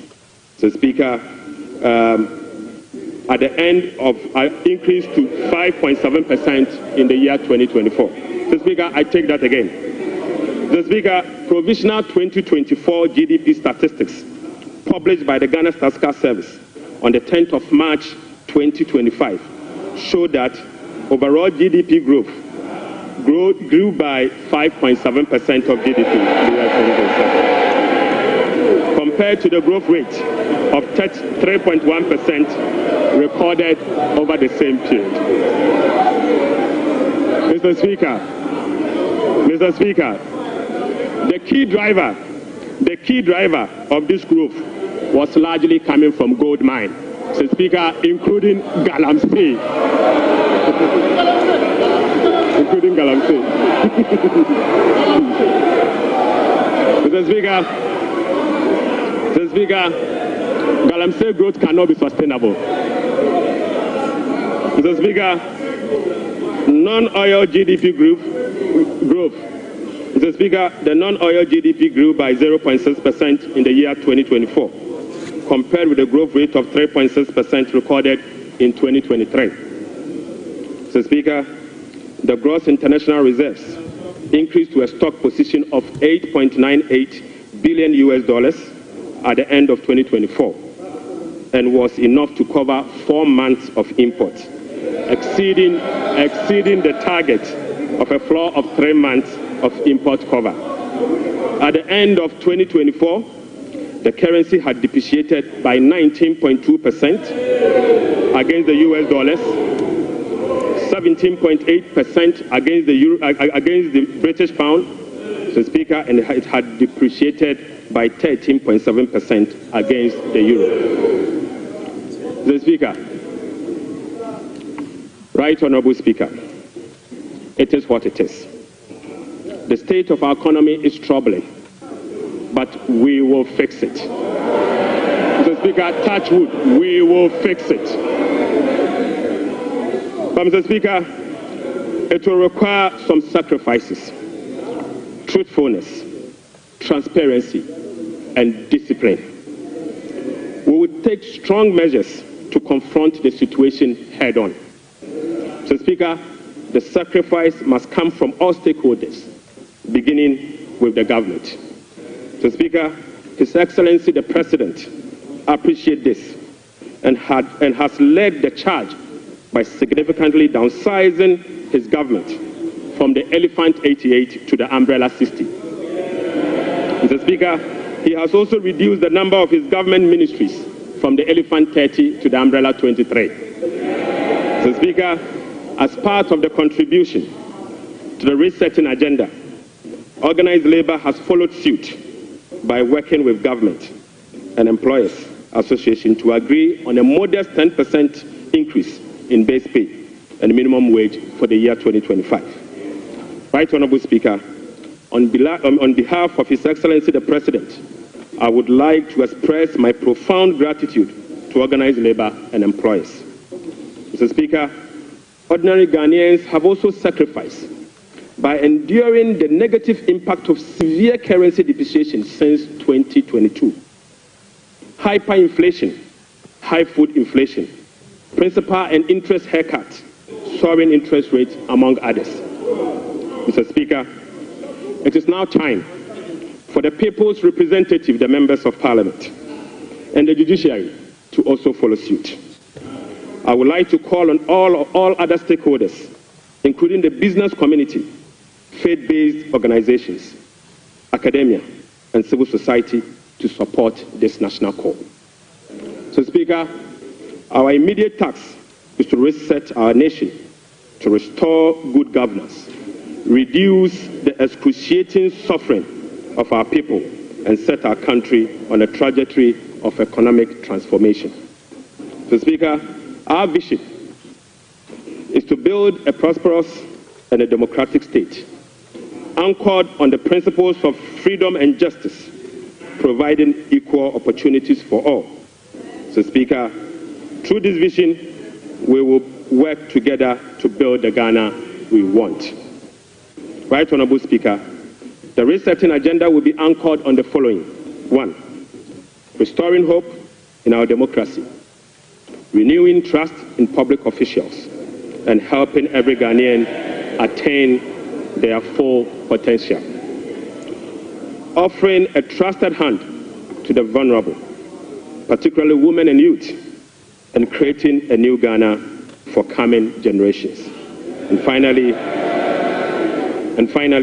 stimulating demand by patronizing made-in-Ghana goods under the 24-hour economy. Mr. Speaker, today I came to this chamber with made-in-Ghana bag, signifying, Mr. Speaker, with made-in-Ghana bag, Mr. Speaker, I would like to first present, Mr. Speaker, they don't know that in Ghana we sew suit. Right Honourable Speaker, I would like to first present the government's immediate and strong measures to address the current challenges we are confronted with, followed by the medium-term vision, policy objectives and targets. Right Honourable Speaker, consistent with Section 14 of the Public Financial Management Act 2016, Act 911, the fiscal policy objectives of this government is to support the economic transformation agenda to ensure the macroeconomic stability of the country within the macroeconomic and fiscal framework. More specifically, the fiscal policy objective of the government include the following: rationalizing government expenditure and eliminating wasteful expenditures, optimizing domestic revenue mobilization through broadening of tax base, increased non-tax revenue collection, adopting enhanced tax compliance measures, and modernizing the tax administration through digital technology. Mr. Speaker, we will also increase the share of domestic expenditure to spur economic growth and job creation. We'll be reducing public debt to sustainable levels and adopting prudent debt management practice to support debt sustainability. Reducing the fiscal deficit progressively in accordance with the amended Fiscal Responsibility Act to promote fiscal and debt sustainability. And Mr. Speaker, restoring confidence in the Ghana economy. Right Honorable Speaker, our approach will be to foster economic growth, accelerate job creation, reduce inflation, and stabilize the cedi. To achieve this, it is crucial that we establish the macroeconomic stability and ensure debt sustainability. Mr. Speaker, we are confident that by prioritizing these fundamental elements, we can cultivate an environment where individuals can prosper and businesses can thrive in Ghana. Mr. Speaker, Ghanaians through the recent National Economic Dialogue have expressed a clear desire for fiscal deficit and public debt to be reduced through cuts in government spending rather than through only tax measures. We wholeheartedly agree, Mr. Speaker, going forward, we will tailor our expenditure to align with our fiscal realities. After all, whoever pays off their debt gets rich. So, Speaker, we are poised to implement a three-pronged approach to achieve our objective, beginning with this budget immediately. First will be to recalibrate the fiscal adjustment, and we believe that by prioritizing spending-led fiscal adjustment can initiate a positive cycle. Fiscal adjustment can initiate a positive cycle in a way that first, it will help lower inflation and curb depreciation of the cedi.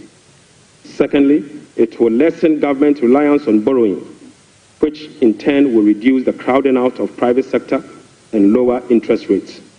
Lastly, this approach will ease the strain on monetary policy, allowing the central bank some greater flexibility to reduce monetary policy rates, ultimately resulting in lower bank and lending rates.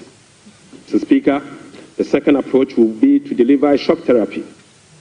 Mr. Speaker, we are implementing a form of shock therapy to the economy by making significant spending cuts this year, thereby reducing the government financing needs and front-loading fiscal adjustment.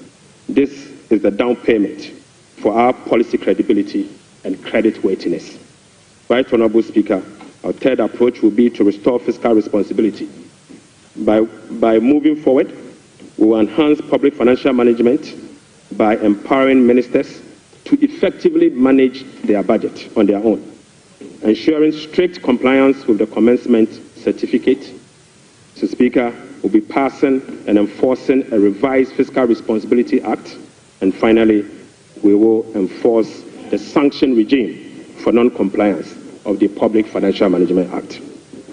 Mr. Speaker, in pursuit of the overarching macroeconomic objectives, the following macroeconomic targets have been set for the year 2025. Overall real GDP growth of at least 4% of GDP. So, Speaker, not less non-oil real GDP growth of at least 4.8% of GDP. Mr. Speaker, end period inflation rate of 11.9%. Mr. Speaker, primary balance on commitment basis of a surplus of 1.5% of GDP. Mr. Speaker, gross international reserves, including oil funds and encumbered assets, to cover not more than a minimum of 3 months of import. Mr. Speaker, to address inflation, government will implement a number of measures to complement the Bank of Ghana and monetary authorities. Mr. Mr. Speaker, the measures to stabilize the exchange rate include the following. We will be establishing the Ghana Gold Board to enhance the generation of accumulation of forex to support the stability of the Ghana cedi. The Bank of Ghana will continue to implement its FX forward auction to support the stability of the Ghana cedi. Government's strong fiscal consolidation through the reduction in public sector spending and the fiscal deficit will reduce the pressure on the exchange rate. Mr. Speaker, our import substitution drive under the 24-hour economy involving domestic production of key products originally imported will reduce import and related FX requirements, boding well for FX stability. Right Honourable Speaker, we are addressing the inflation problems through a number of measures, including the following. First, specific interventions, including the Agriculture for Economic Transformational Agenda, is expected to increase food production and reduce food inflation. The government will implement policies that target items with large weight in the CPI basket, such as transportation and utility, to reduce their prices. Mr. Speaker, our aggressive fiscal consolidation drive aimed at reducing the fiscal deficit and borrowing will contribute significantly to reducing inflationary pressures.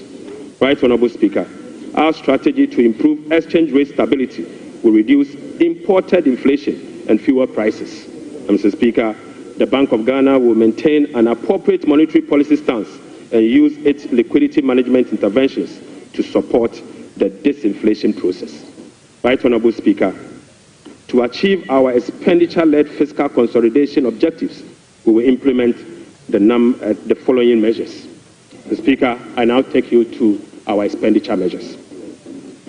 Mr. Speaker, the following expenditure measures will be implemented in 2025 and the medium term to support fiscal consolidation agenda. First, we will conduct a comprehensive audit to validate the quantum of arrests and commitment as at 31st December 2024. Mr. Speaker, the mandatory use of blanket purchase order to capture multi-year commitment contracts in line with our medium-term expenditure ceilings will be implemented. We will amend the Public Procurement Act to provide for an independent value for money office to scrutinize government procurement. Mr. Speaker, we will also work with Parliament to amend the Public Procurement Act to make commencement certificate and budgetary provision a prerequisite for all procurement that will be paid by the central government. Mr. Speaker, we will fully integrate GANEPS and GIFMIS to ensure that only MDA's projects and purchase orders that have approved budget and allotment can obtain procurement approvals. Mr. Speaker, we will operationalize the compliance desk at the Ministry of Finance to monitor reports on commitment and arrest accumulation. Mr. Speaker, aside that, we will publish a PFM league table for compliance purposes. We will strictly enforce sanctions under the sections 96 to 98 of the Public Financial Management Act for breaches of the PFM Act, specifically those that relate to arrest accumulation and commitment control. Right Honourable Speaker, we will cut waste and we will cut it very deep. Mr. Speaker, in this regard, we have selected expenditure items including the Ghana CASS, the U-Start, One District, One Factory for complete elimination. Mr.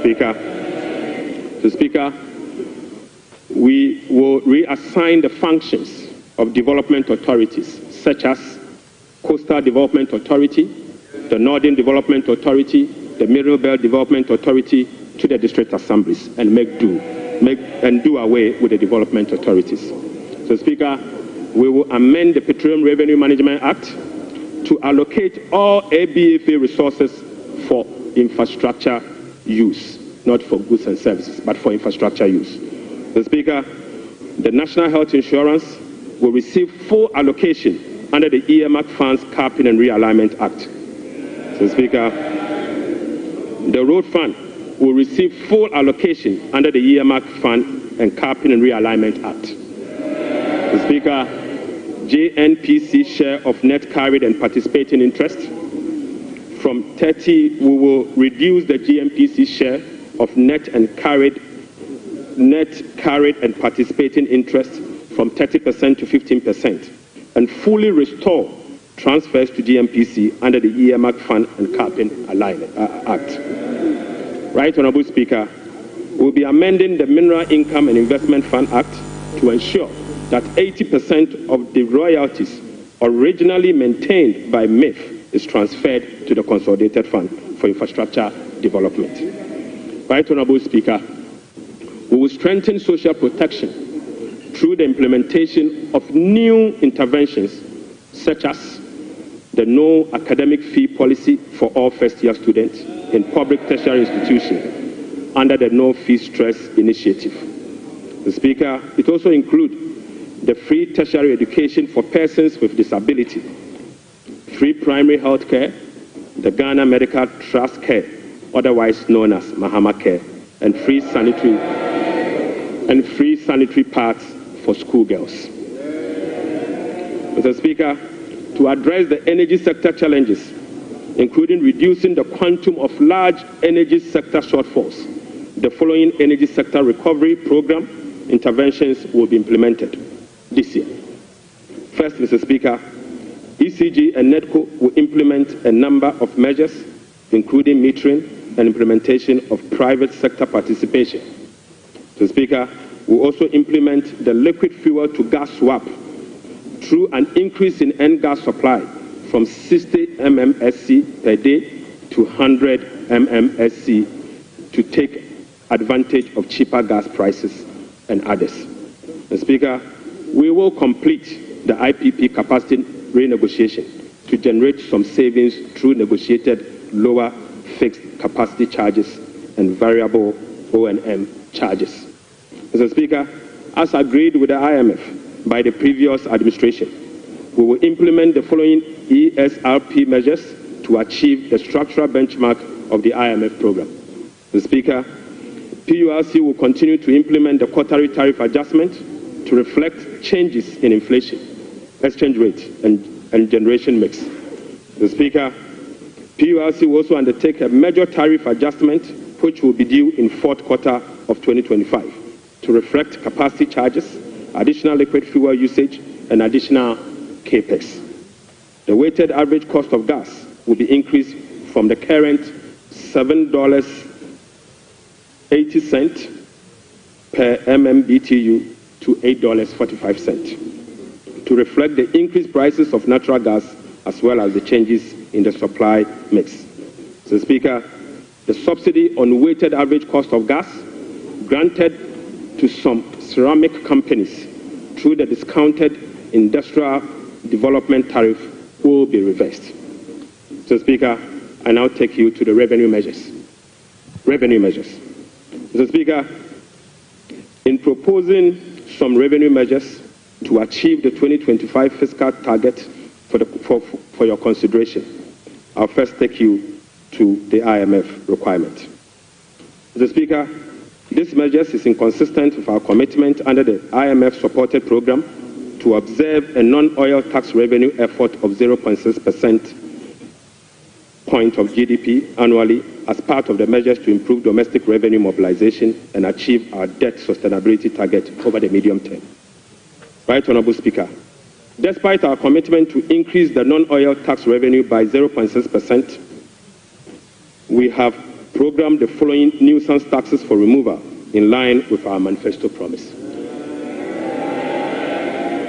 Mr. Speaker, we will abolish the 10% withholding tax on winning from lottery, otherwise known as the betting tax.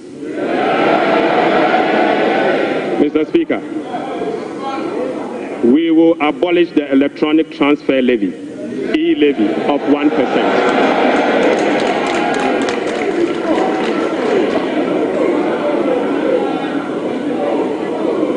Mr.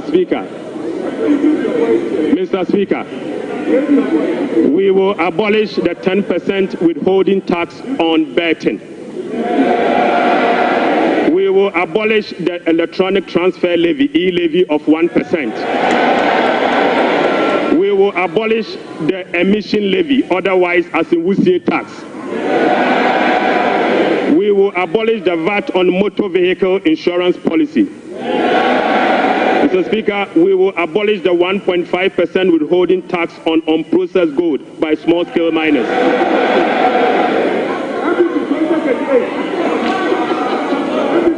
Mr. Speaker, the removal of these taxes will ease the burden on households and improve their disposable income.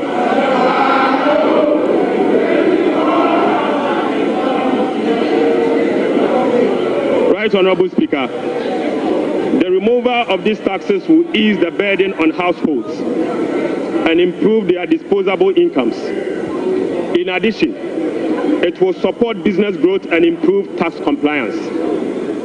Mr. Speaker, Right, Honorable Speaker, the tax refund account has been abused in recent years. In the last 8 years, a study revealed that 29.1 billion Ghana cedis had accrued to the tax refund account, with only 12.5 billion Ghana cedis, representing 43% of the total accrued amount, being used for tax refund purposes. Mr. Speaker, the study also revealed that 16.6 billion Ghana cedis, representing 57% of the total amount accumulated in the tax refund account, was misapplied. Mr. Speaker, which is a total violation of the Revenue Administration Act, Act 915, and the Public Financial Management Act. Instructively, Mr. Speaker, there were virtually no tax refund arrests over the period. Mr. Speaker, and therefore, we are reducing the current tax refund ceiling by 2 percentage points from 6% to 4% of total revenue, as defined in Section 69 of the Revenue Administration Act, Act 915. Mr. Speaker, by reducing the ceiling on the tax refund from 6% to 4%, Right, Honorable Speaker, we have saved the taxpayer 3.8 billion Ghana cedis. Mr. Speaker, this amount is enough to close the revenue shortfalls from the removal of the e-levy and the betting levy. Mr. Speaker, the e-levy would have accrued 1.9 billion Ghana cedis, and the betting tax would have accrued 180 million. The two put together is just above 2 billion Ghana cedis. By reducing the tax refund account from 6 to 4, it is enough to remove this tax, and the savings will be provided to take care of social interventions. Mr. Speaker, already we have saved 3.8 billion cedis for 2025 alone from one source, and this is enough to close the gap from the taxes we have removed today. Mr. Speaker, to address the concerns from well-meaning Ghanaians on how we are going to close the revenue shortfalls as a result of the removal of the selected taxes, the answer is that we have stopped the bleeding. We have stopped the bleeding. Mr. Speaker, accordingly, with this budget, we will amend the Revenue Administration Act 2016, Act 915. This measure will improve the tax revenue net of tax refund by 2%, representing 0.3% of GDP. Mr. Speaker, in line with government policy, the 2025 minimum wage recently negotiated with the National Tripartite Committee will be zero rated. This is consistent with our resolve to protect the poor and the vulnerable. Mr. Speaker, again, without increasing the levy, we will also review the Energy Sector Levies Act to consolidate the energy debt recovery, the Energy Sector Recovery Levy, and the Sanitation and Pollution Levy into one levy and use the proceeds to cater for energy sector shortfalls and service the inherited debt service obligation. Mr. Speaker, the reset has just begun. Right Honorable Speaker, the rest of the energy sector levies, including the road fund levy, energy fund levy, price stabilization and recovery levy, public lighting levy, and national electrification levy will remain to support the achievement of their intended objectives. Right Honorable Speaker, Ghana has not sufficiently capitalized on the benefits of its extractive sector to generate revenue to support development and diversification. We have failed to leverage our natural wealth by capturing its rent and channeling it towards productive infrastructure and human capital. Natural resource rent, which is the difference between the revenue of a commodity and the average cost of producing that commodity, is about 14% of GDP in the case of Ghana. However, Mr. Speaker, revenue from extractive industry is around 1.5% of GDP only. This is because, as a country, we have failed to fully capture the economic rent of our natural resources. Mr. Speaker, whereas global gold prices have seen some significant increase in recent times, Ghana has not been able to take full advantage of the development. Subsequently, Mr. Speaker, we are proposing to increase the growth and sustainability levy from 1% on gross production of mining companies to 3% to enable the nation to have its fair share of the windfall. Mr. Speaker, we also propose to extend the sunset clause to 2028. Mr. Speaker, we also propose to extend the sunset clause of the special import levy to 2028. Mr. Speaker, Ghanaians and this Honorable House will recall that road tolls on public roads were zero rated in the year 2022. Demand for construction and improvement of roads infrastructure continues to increase even as substantial arrests and claims in the road sector remains. Right Honorable Speaker, while the annual average collection from road tolls have not been significant compared to its potential, the existing zero-rated policy for road tolls has increased the situation and dimmed the prospect of raising enough revenue from tolls to road construction for road significant compared to its potential. The existing zero-rated policy for road tolls has increased the situation and dimmed the prospect of raising enough revenue. We also strengthen the legal and regulatory regime for non-tax revenue and enforce the framework to improve service delivery. This will be achieved through the introduction of an overarching non-tax revenue legislation, amendment of existing relevant laws, and the development of a national non-tax revenue strategy and policy. Mr. Speaker, as part of the reforms to improve other non-tax revenue streams, government will explore the operationalization of a regulatory framework for collection, management, and reporting of property rates consistent with our medium-term revenue strategy 2024 to 2027 and the Local Government Act. Mr. Speaker, we believe that the local authorities must be given the opportunity to collect their own property rates. Mr. Speaker, the current compliance rate for SMEs and personal income tax is below 30%, which is extremely low.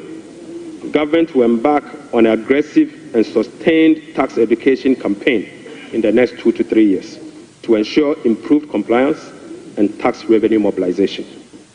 We will also institute a quarterly dialogue on tax issues among the Ghana Revenue Authority, Ministry of Finance, and the business community to ensure that issues affecting businesses are addressed promptly. Mr. Speaker, I now take you to VAT reforms. Right Honorable Speaker, we commit to the people of Ghana and this House, the business community, that we will undertake a comprehensive value-added tax reform this year.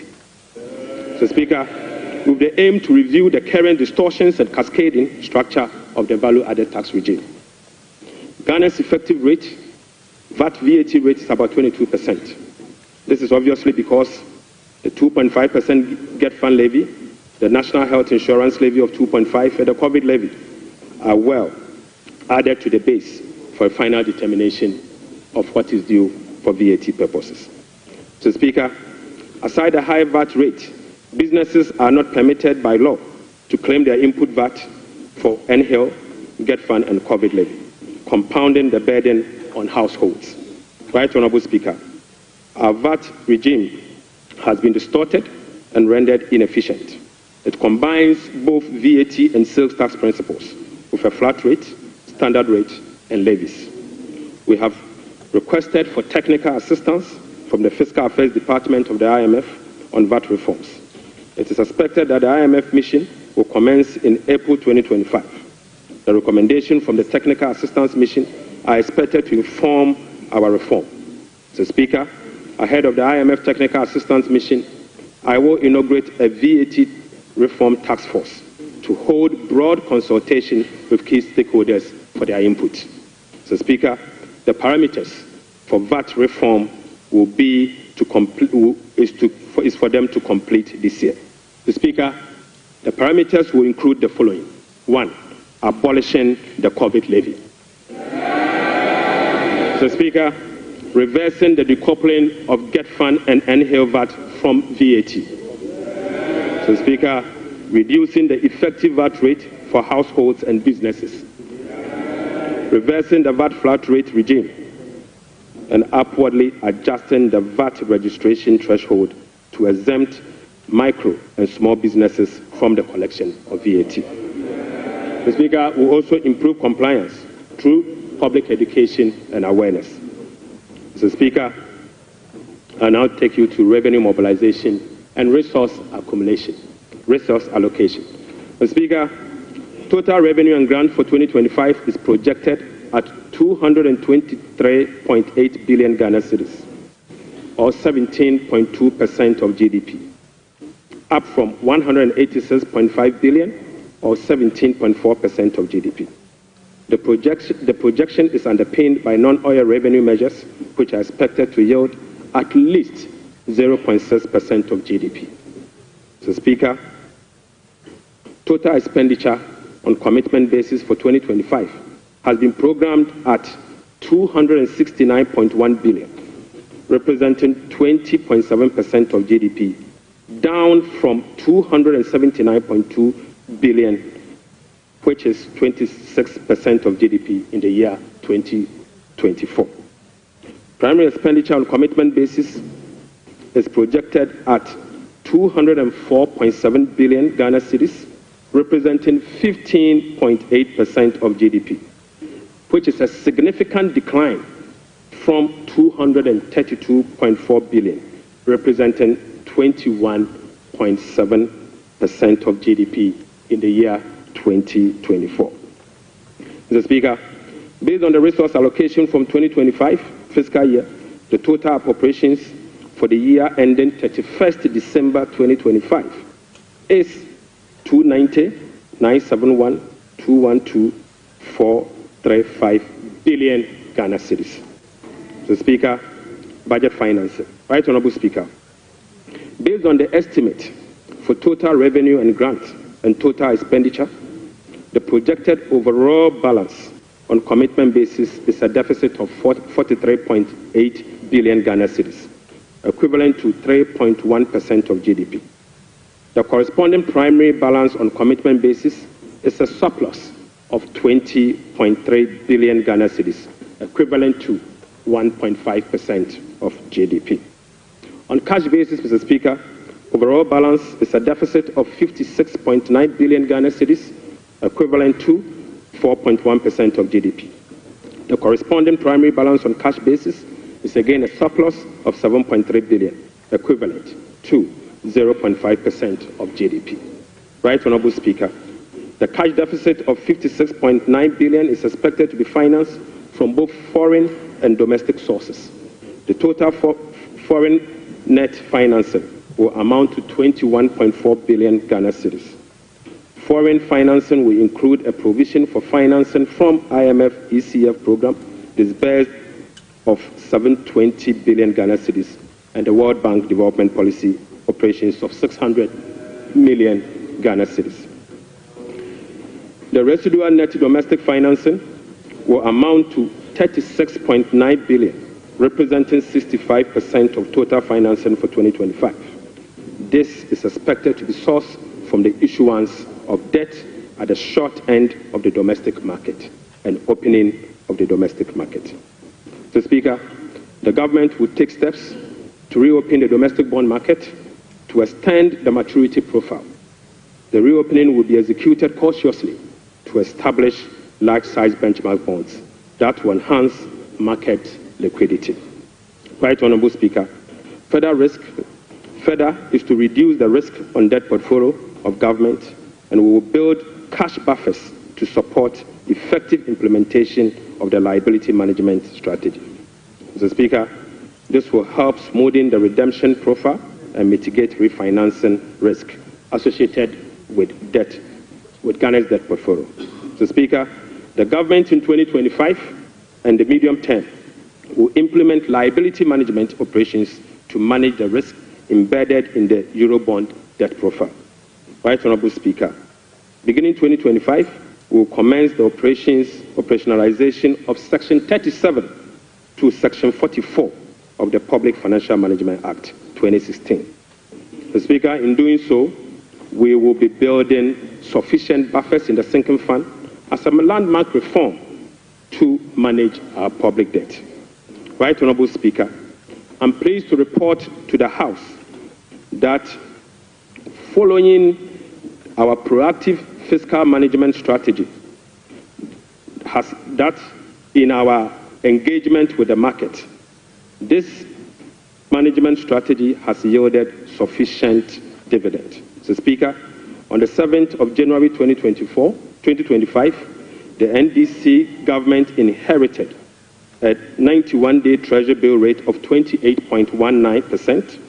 Mr. Speaker, just 2 months into this administration, we have successfully reduced this rate to 17.72% as at last Friday. Mr. Speaker, this represents a reduction of over 10%. In other words, 1,047 basis points in just 2 months. Mr. Speaker, similarly, on the 7th January 2024, we inherited a 182-day Treasury bill rate at 28.92%. We have again successfully reduced that rate to 18.97% as at Friday, 7th March 2025. This represents a reduction of 995 basis points in only 2 months. Mr. Speaker, again, on the 7th of January 2025, we inherited a 364-day Treasury bill rate of 30.15%. We have successfully reduced this rate to 19.93% as at Friday, 7th March 2025. Mr. Speaker, this represents a reduction of 1,022 basis points in just 2 months. Mr. Speaker, on average, rates have fallen by over 1,000 basis points, signifying a strong investor confidence, crowding in the private sector, reducing the cost of doing business, and overall acceptance. President John Dramani Mahama, ultimately laying the groundwork for sustained macroeconomic stability. It has been done already. So, Mr. Speaker, Right Honourable Speaker, the key policy intervention to support economic transformation and job creation agenda include the following. Mr. Speaker, the 24-hour economy aimed at stimulating economic growth by creating an enabling environment for businesses and institutions to operate 24/7 in 3 shifts of 8 hours each to boost production, promote productivity, and generate well-paying jobs. We will be presenting the policy to Parliament in due course for consideration. Accordingly, Mr. Speaker, the Labour Act, the GIPC Act, and other enabling legislations will be reviewed to support the 24-hour economy policy. Right Honourable Speaker, we will roll out the implementation of the $10 billion Big Push policy for strategic infrastructure development to open up the country and drive sustainable economic growth. Right Honourable Speaker, the Ghana Gold Board will be established in the course of the year and as soon as possible. So, Speaker, we will stabilize the Ghana cedi and provide stability to the macroeconomy. We will implement an economic transformational agenda underpinned by structural reforms anchored on promoting modernized agriculture, agribusiness, and value addition for import substitution, export, and job creation. Mr. Speaker, we will complement monetary policy with fiscal and real sector policies to reduce inflation. Food inflation will be reduced through the implementation of the Agriculture for Economic Transformation agenda anchored on our 24-hour economy. Right Honourable Speaker, we will undertake key structural reforms to support inclusive economic growth, fiscal and debt sustainability, sound public financial management, efficient public service delivery, and good governance. Mr. Speaker, we will restructure the Bank of Ghana to strengthen its independence and operationalize its efficiency mandate. Mr. Speaker, we will ensure that social protection is adequately catered for in the course of the year. We will use government procurement to drive Made in Ghana agenda to promote production and consumption of Made in Ghana goods. Right Honourable Speaker, to demonstrate this agenda, as I said, I came to this House with a presentation of a bag proudly made in Ghana by Horseman. Mr. Speaker, this should be encouraged. Right Honourable Speaker, beginning this year, we will formalize the export of Ghanaian labour to other countries. We will ensure a structured and beneficial system for Ghanaian workers seeking employment abroad and create safer legal pathway for them to work in foreign countries whilst protecting their rights and welfare. Mr. Speaker, this will also reduce illegal migration, prevent worker exploitation, and maximize the economic benefits of remittance and boost foreign exchange earnings. Mr. Speaker, I now take you to how these resources will be allocated in the year 2025. Mr. Speaker, we will provide a cedi equivalent of $279 million as a revolving fund for the Ghana Gold Board to be able to purchase and export at least 3 tons of gold per week from small-scale miners.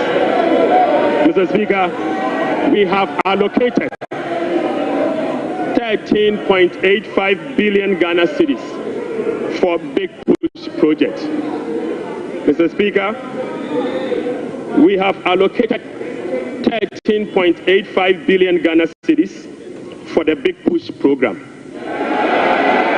Mr. Speaker, an amount of 499.8 million Ghana cedis has been allocated for the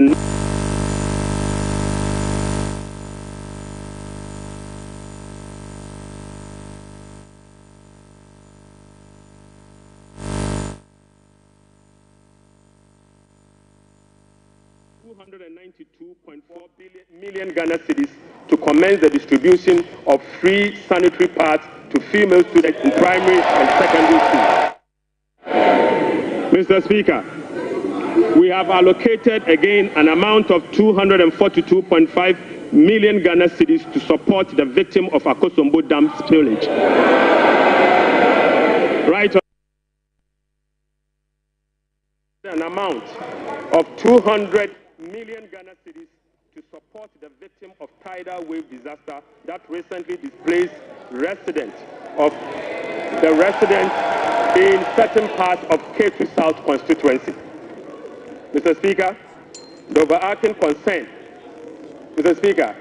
overarching concern about free secondary education has been its quality and the absence of dedicated sources of financing. His Excellency President John Dramani Mahama has resolved it. Mr. Speaker, let me take this again. The overarching concern about free secondary education has been its quality and the absence of a dedicated sources of funding. His Excellency President John Dramani Mahama has resolved the funding challenges by uncapping the GET fund. Mr. Speaker, this makes available dedicated funding for full financing of free senior secondary school education and free tertiary education for persons with disability. Mr. Speaker, therefore, Capping and Realignment Act will be amended to uncap the Ghana Education Trust Fund. Mr. Speaker,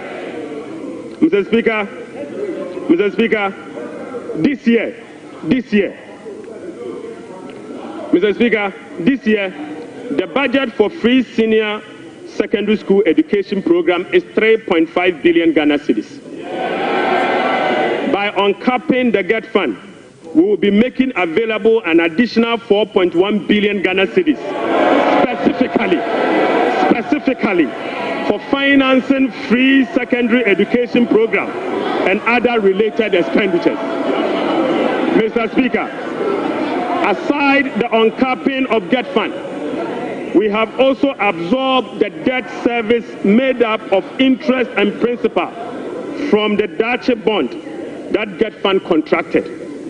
Right, Honorable Speaker, we have also allocated an amount of 564.6 million Ghana cedis for the provision of curriculum-based textbooks covering the following. 1. 4 sets of KG books and workbooks for about 2.8 million learners.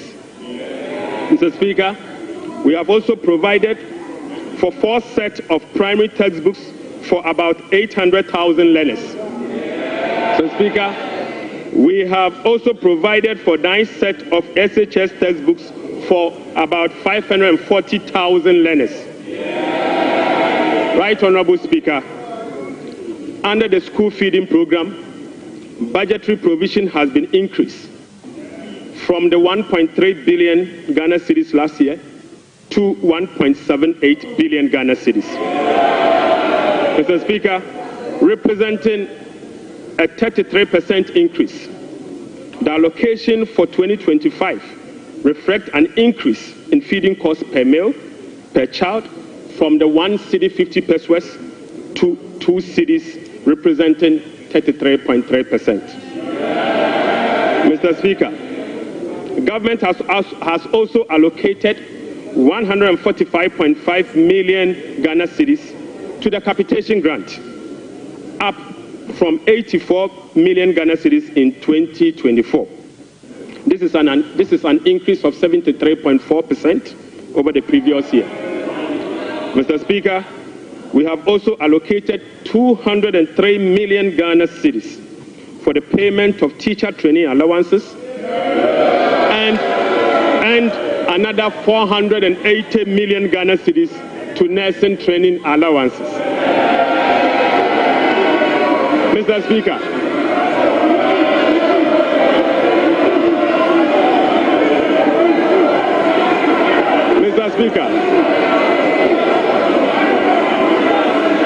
Speaker, we have uncapped the National Health Insurance Levy. Mr. Speaker, we have uncapped the National Health Insurance Levy. An amount of about 10 billion Ghana cedis has been programmed for the National Health Insurance Scheme. And this amount is expected to be used for the following: claim payments, essential medicine, vaccine payment, free primary health care, the Ghana Medical Care Trust, Mr. Speaker, and bridging the USAID financing shortfall. Mr. Speaker, in the year 2025, government will continue to implement reforms and increase budgetary allocation to enhance the implementation of 4 targeted social protection programs, namely National Health Insurance, the LEAP program, the school feeding program, and the capitation grant. Right, Honorable Speaker, under the LEAP program,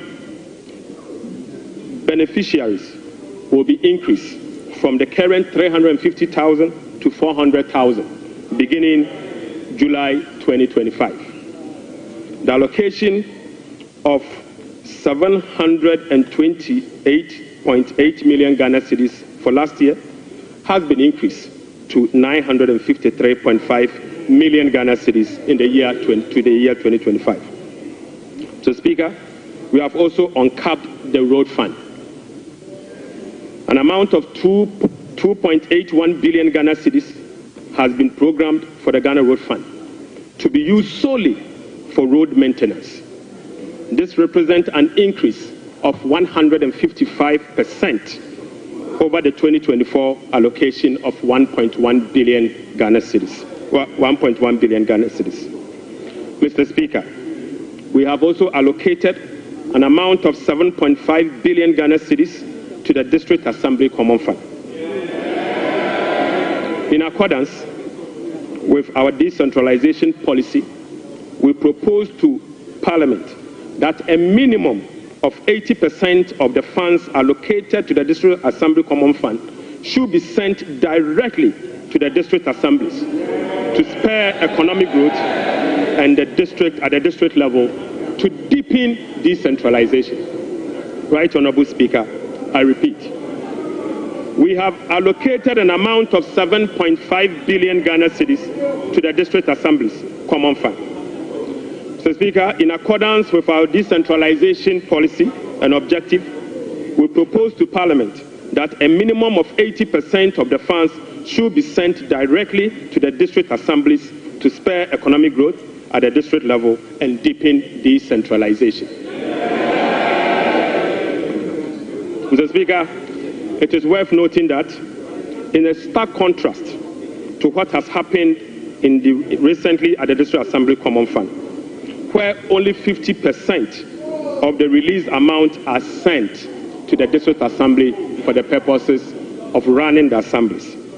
Mr. Speaker, we have also allocated an amount of 1.5 billion Ghana cedis for Agriculture for Economic Transformational Program, of which Feed Ghana, Ghana Grains Development Project, Vegetable Development Project, and Nkokwan Ketenkete are all key components of the program.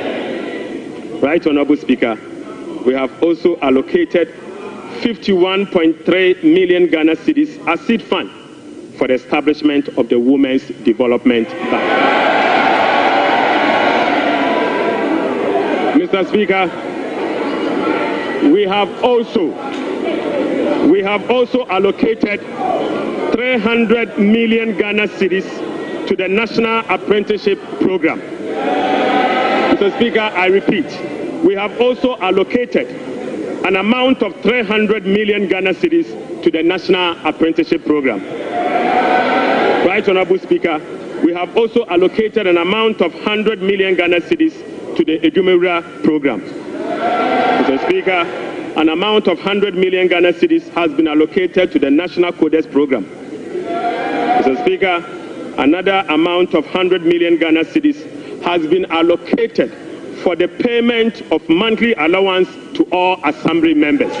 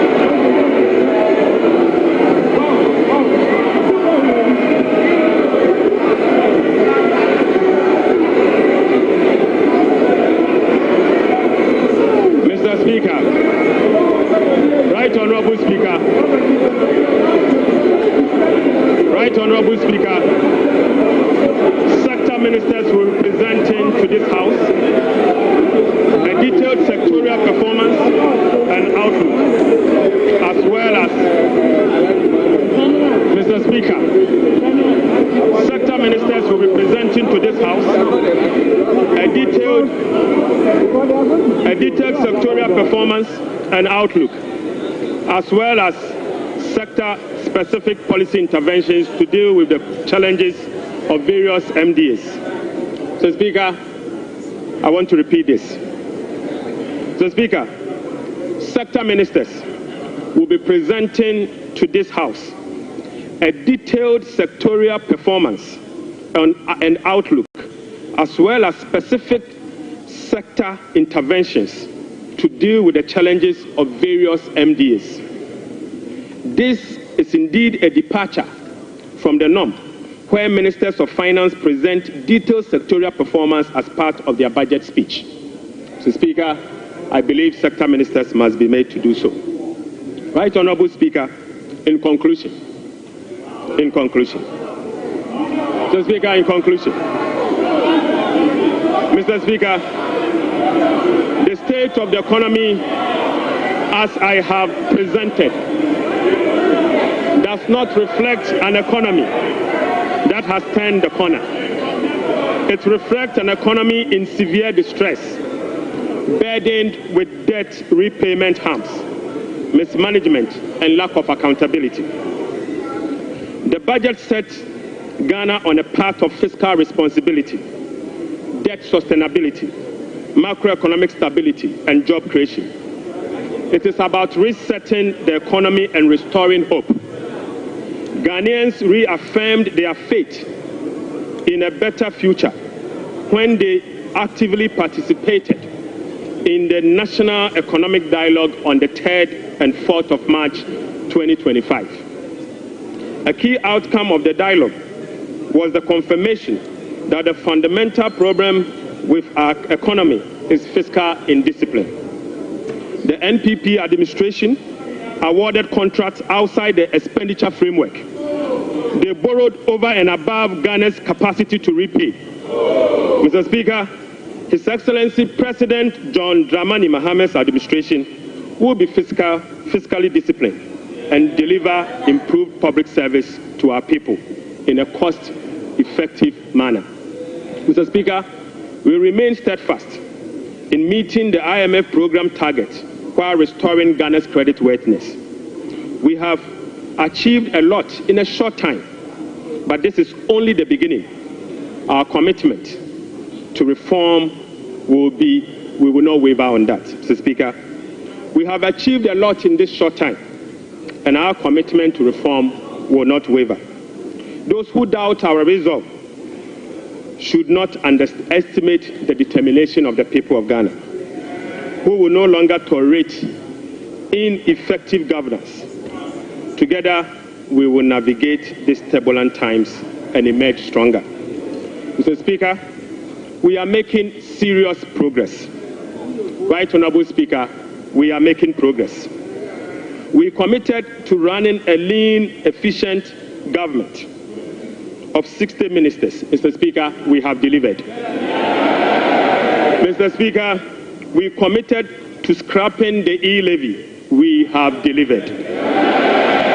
Mr. Speaker, we committed to scrapping the burden tax. We have delivered. Right, Honorable Speaker, we committed to eliminate academic fee for first-year public tertiary students. We have delivered. Mr. Speaker, we committed to providing free tertiary education for all people with disability. We have delivered. Mr. Speaker, we committed to providing dedicated source of funding for free secondary education. We have delivered. Mr. Speaker, we committed to distributing sanitary pads to our schoolgirls. We have delivered. Mr. Speaker, we committed to uncap Get Fund. We have delivered. Mr. Speaker, we committed to uncap the national health insurance. We have delivered. Right, Honorable Speaker, we committed to uncap the road fund to maintain our roads. We have delivered. Mr. Speaker, we committed to hold a national forum on education. We have delivered. Right, Honorable Speaker, we committed to hold a national dialogue on the economy. We have delivered. Mr. Speaker, We committed to deliver free primary health care. We have delivered. Mr. Speaker, we committed to deliver Mahama Care Program to finance the treatment of non-communicable disease. Mr. Speaker, we have delivered. Mr. Speaker, we committed to deliver free textbooks to school children. We have delivered. Mr. Speaker, we committed to begin the implementation of $10 million Big Push program. Mr. Speaker, we have delivered. Mr. Speaker, we committed to constitute a review process for our constitution. Mr. Speaker, we are delivering. Mr. Speaker, we committed to build the Ghana we want together. We are delivering. Right, Honorable Speaker, we committed to recover all looted state funds under our Operation Recover All Loot program. We are delivering. Mr. Speaker, we committed to reset Ghana. We are delivering. Right, Honorable Speaker, I call on Parliament, the business community, civil society, investors, and all citizens to support the bold reforms outlined in this budget. Together, Mr. Speaker, we have the power to build a resilient economy that will help us tackle the challenges we face as a country. This budget is a foundation upon which we will build a more resilient and equitable society. Mr. Speaker, this budget is not just about numbers. It is about a blueprint for growth, stability, and opportunity. With unity and determination, we can restore faith in our economy, foster innovation, and uplift every Ghanaian. Mr. Speaker, with unity and determination, I repeat, we can restore faith in our economy, foster innovation, and uplift every Ghanaian. Right, Honorable Speaker, on behalf of His Excellency the President, I invite this House to join hands with us as we work to build the Ghana we want together. Mr. Speaker, I thank you so much. Idebi Keke.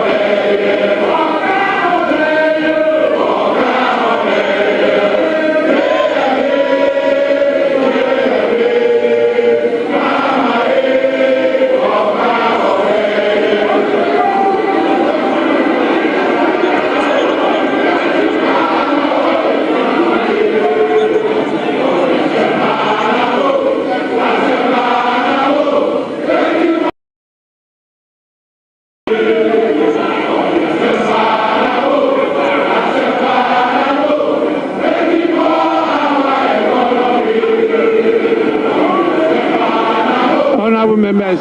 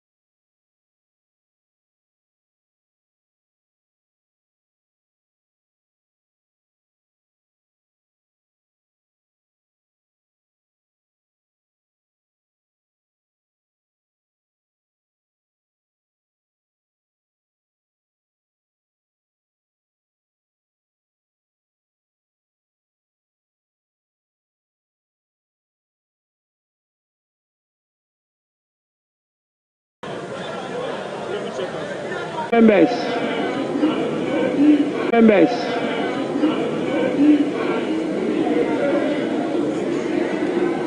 Honorable members,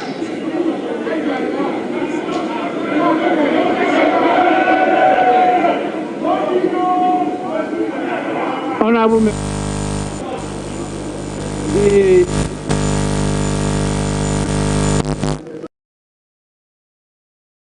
for finance has taken 1 hour 40 minutes to make the statement. And I believe by our standing orders, the statement time is ended. We now move on to the commencement of public business.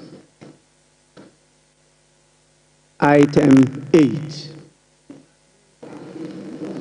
presentation of papers. The following papers to be presented. Presentation of papers. The following papers to be presented. 8A by the Minister for Finance. Annual report on the petroleum fund for the 2024 fiscal year. Honorable members, this refers to 8A Roman 1, and this has been presented and is referred to the Finance Committee for consideration and report to the House. We now move on to 8A Roman 2. Annual report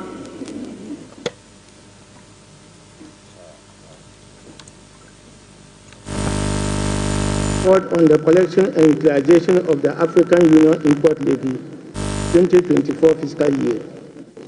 Honorable members, this report is also duly laid and is referred to the Finance Committee for consideration and report to the House. I will now want to hear from the leaders. I saw the minority leader give an indication that he may want to have a word. Yes.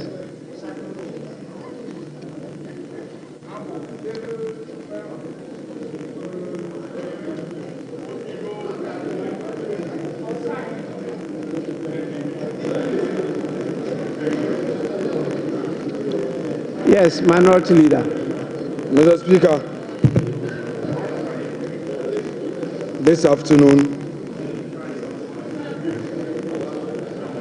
we have been presented with part 2 of the lamentation series.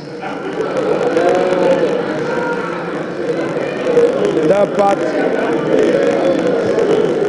part 1. Mr. Speaker, the part 1 was Mahamanomics. The part 2 is Forsonomics. And it's very clear, Mr. Speaker, that under the economy that they complain about, the growth was 5.7%. And under the research economy, the growth is rather going down. You are projecting a 4-point-something growth. That is what you are doing. Mr. Speaker, the economy that they complain about left us with 4 months of import cover, and they are projecting under reset 3 months. Mr. Speaker, these are the very people who managed the economy up to 2016. and left us with some IPP debts. Today, they are telling us that they are coming to renegotiate the very disaster they left us. Mr. Speaker, Honorable Minority Leader, Honorable Minority Mr. Leader. Speaker, we are not debating today. We are giving an indication. Honorable Minority Leader, please be guided by Order 91. Mr. Speaker, exactly so. Very, very guided by that. Mr. Speaker, I mean, Your statement was that you are not debating today. Oh, Mr. Speaker, we are not making comment on it. We are not going to make comment today. 91, Mr. Speaker, when he makes a statement, we are supposed to comment on it. Yes. Yes, so I'm saying that we are not going to engineer the comment today. Because, Mr. Speaker, they are not ready. We are ready, but we think they are not ready. Minority so I'm Leader. only going to give an indication. Mr. Speaker, Mr. Speaker, let the Minority Leader enjoy his bona fides for this minute. Just relax, Mr. Speaker. I only want to draw your attention to the fact that you can only make comments. Very well. And the comments not more than 5 minutes. Mr. Speaker, in commenting on this statement by the Finance Minister, it is clear to all of us in this chamber that today they decided to populate this chamber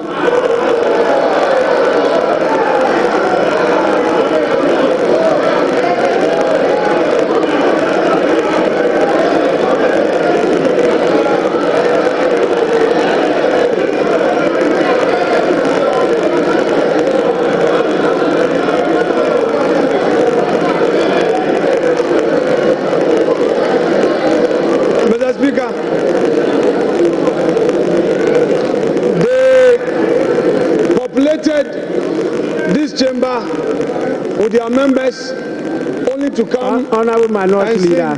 Yeah, Mr. Speaker. The Minister for Finance did not talk about the population of the chamber. So that is not part of the statement of the Minister. Please.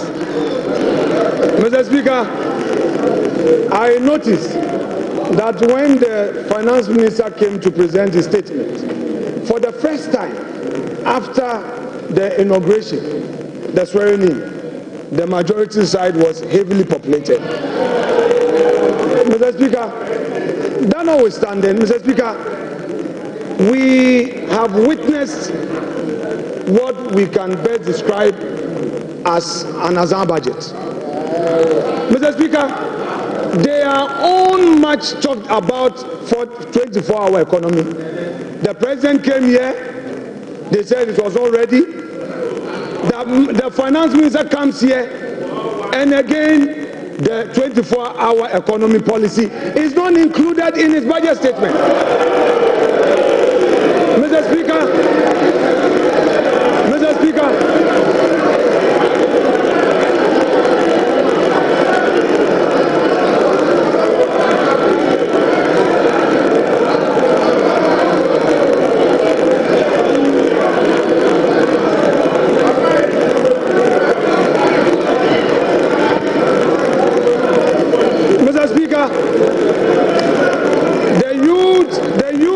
of this country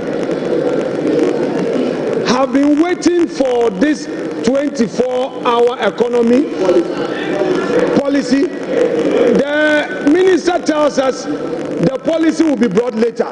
Hey, Ato, the policy will be brought later. Mr. Speaker, it is clear that all the jobs they promised the youth of this country was merely an Azan promise. Mr. Speaker, there is no inspiration from this budget. There is no hope in this budget. The repetition completion of the social intervention programs, Mr. Speaker. And then the minister complained that some contracts at the road sector had no commencement certificate. Go to the Chain Homes Road. There is a road construction on the Chain Homes. There is a new road being constructed to the 10 rooms with a new runabout. There is no commencement. We did a search. There is no commencement. There is no PP approval. You are doing, Mr. Speaker, you have started construction. Minority Leader. Honorable Minority Leader. Honorable Minority Leader. Honorable Minority Leader. Please, comments. I have given you a privilege. Don't abuse it. Mr. Speaker, I shall conclude my comments by saying that whereas the Minister of Finance told us that there will be heavy sanctions against all those who go contrary to the PFM Act, under his own administration, the Chain Homes Road is being constructed now.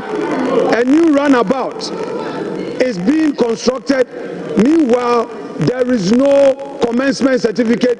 Meanwhile, there is no PP approval. Mr. Speaker, the sanctions must start with his own ministers. Mr. Speaker, we are ready for our comments.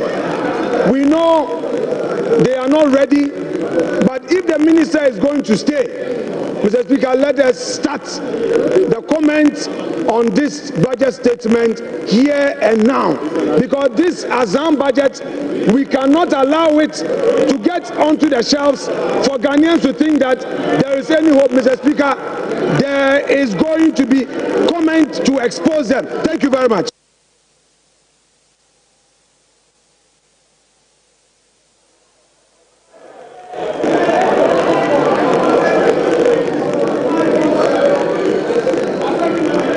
Honorable Majority Leader. Mr. Speaker, the minority leader and I share something in common. We were both assemblymen. And when the Minister of Finance made the unprecedented announcement of a gargantuan sum of money for assemblymen, I saw the gleeful smile on his face.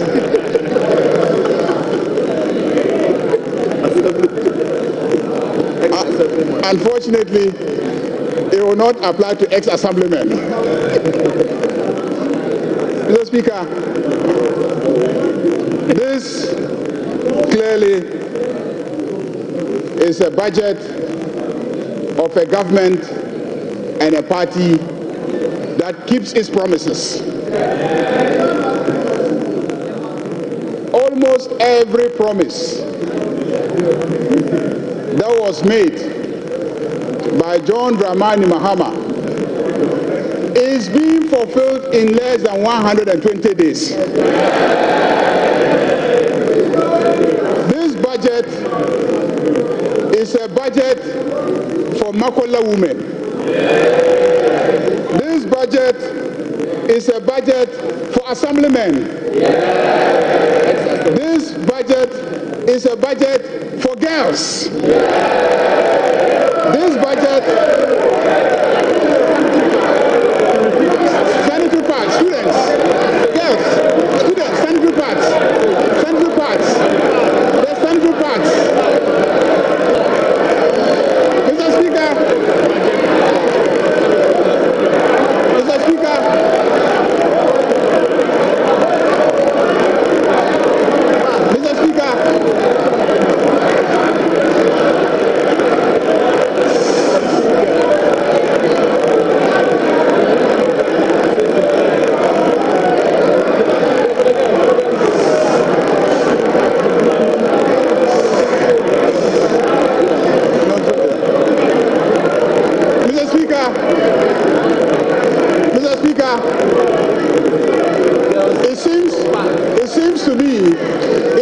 to me that the men on this side have started using sanitary pads. Because the sanitary part is for the female students. That's why I said girls. Mr. Speaker, this is a budget for school children. They will now get the set of textbooks that they need to study. And peace of mind. Mr. Speaker, this is a budget that delivers solid reforms. And this is a budget that is moving our growth from Galamsey growth to real growth. Mr. Speaker, by the time we finish implementing this budget, and by the time we finish implementing the three that will come after this one, Osunu Baya Nkitikiti. Osunu Baya Nkitikiti. Osunu Nkitikiti. To wit, Mr. Speaker, the elephant will become small. Osunu Baya Nkitikiti. Majority Leader. Majority Leader, the Minister for Finance did not talk about Osunu. So, Osunu is not part of the statement. Please.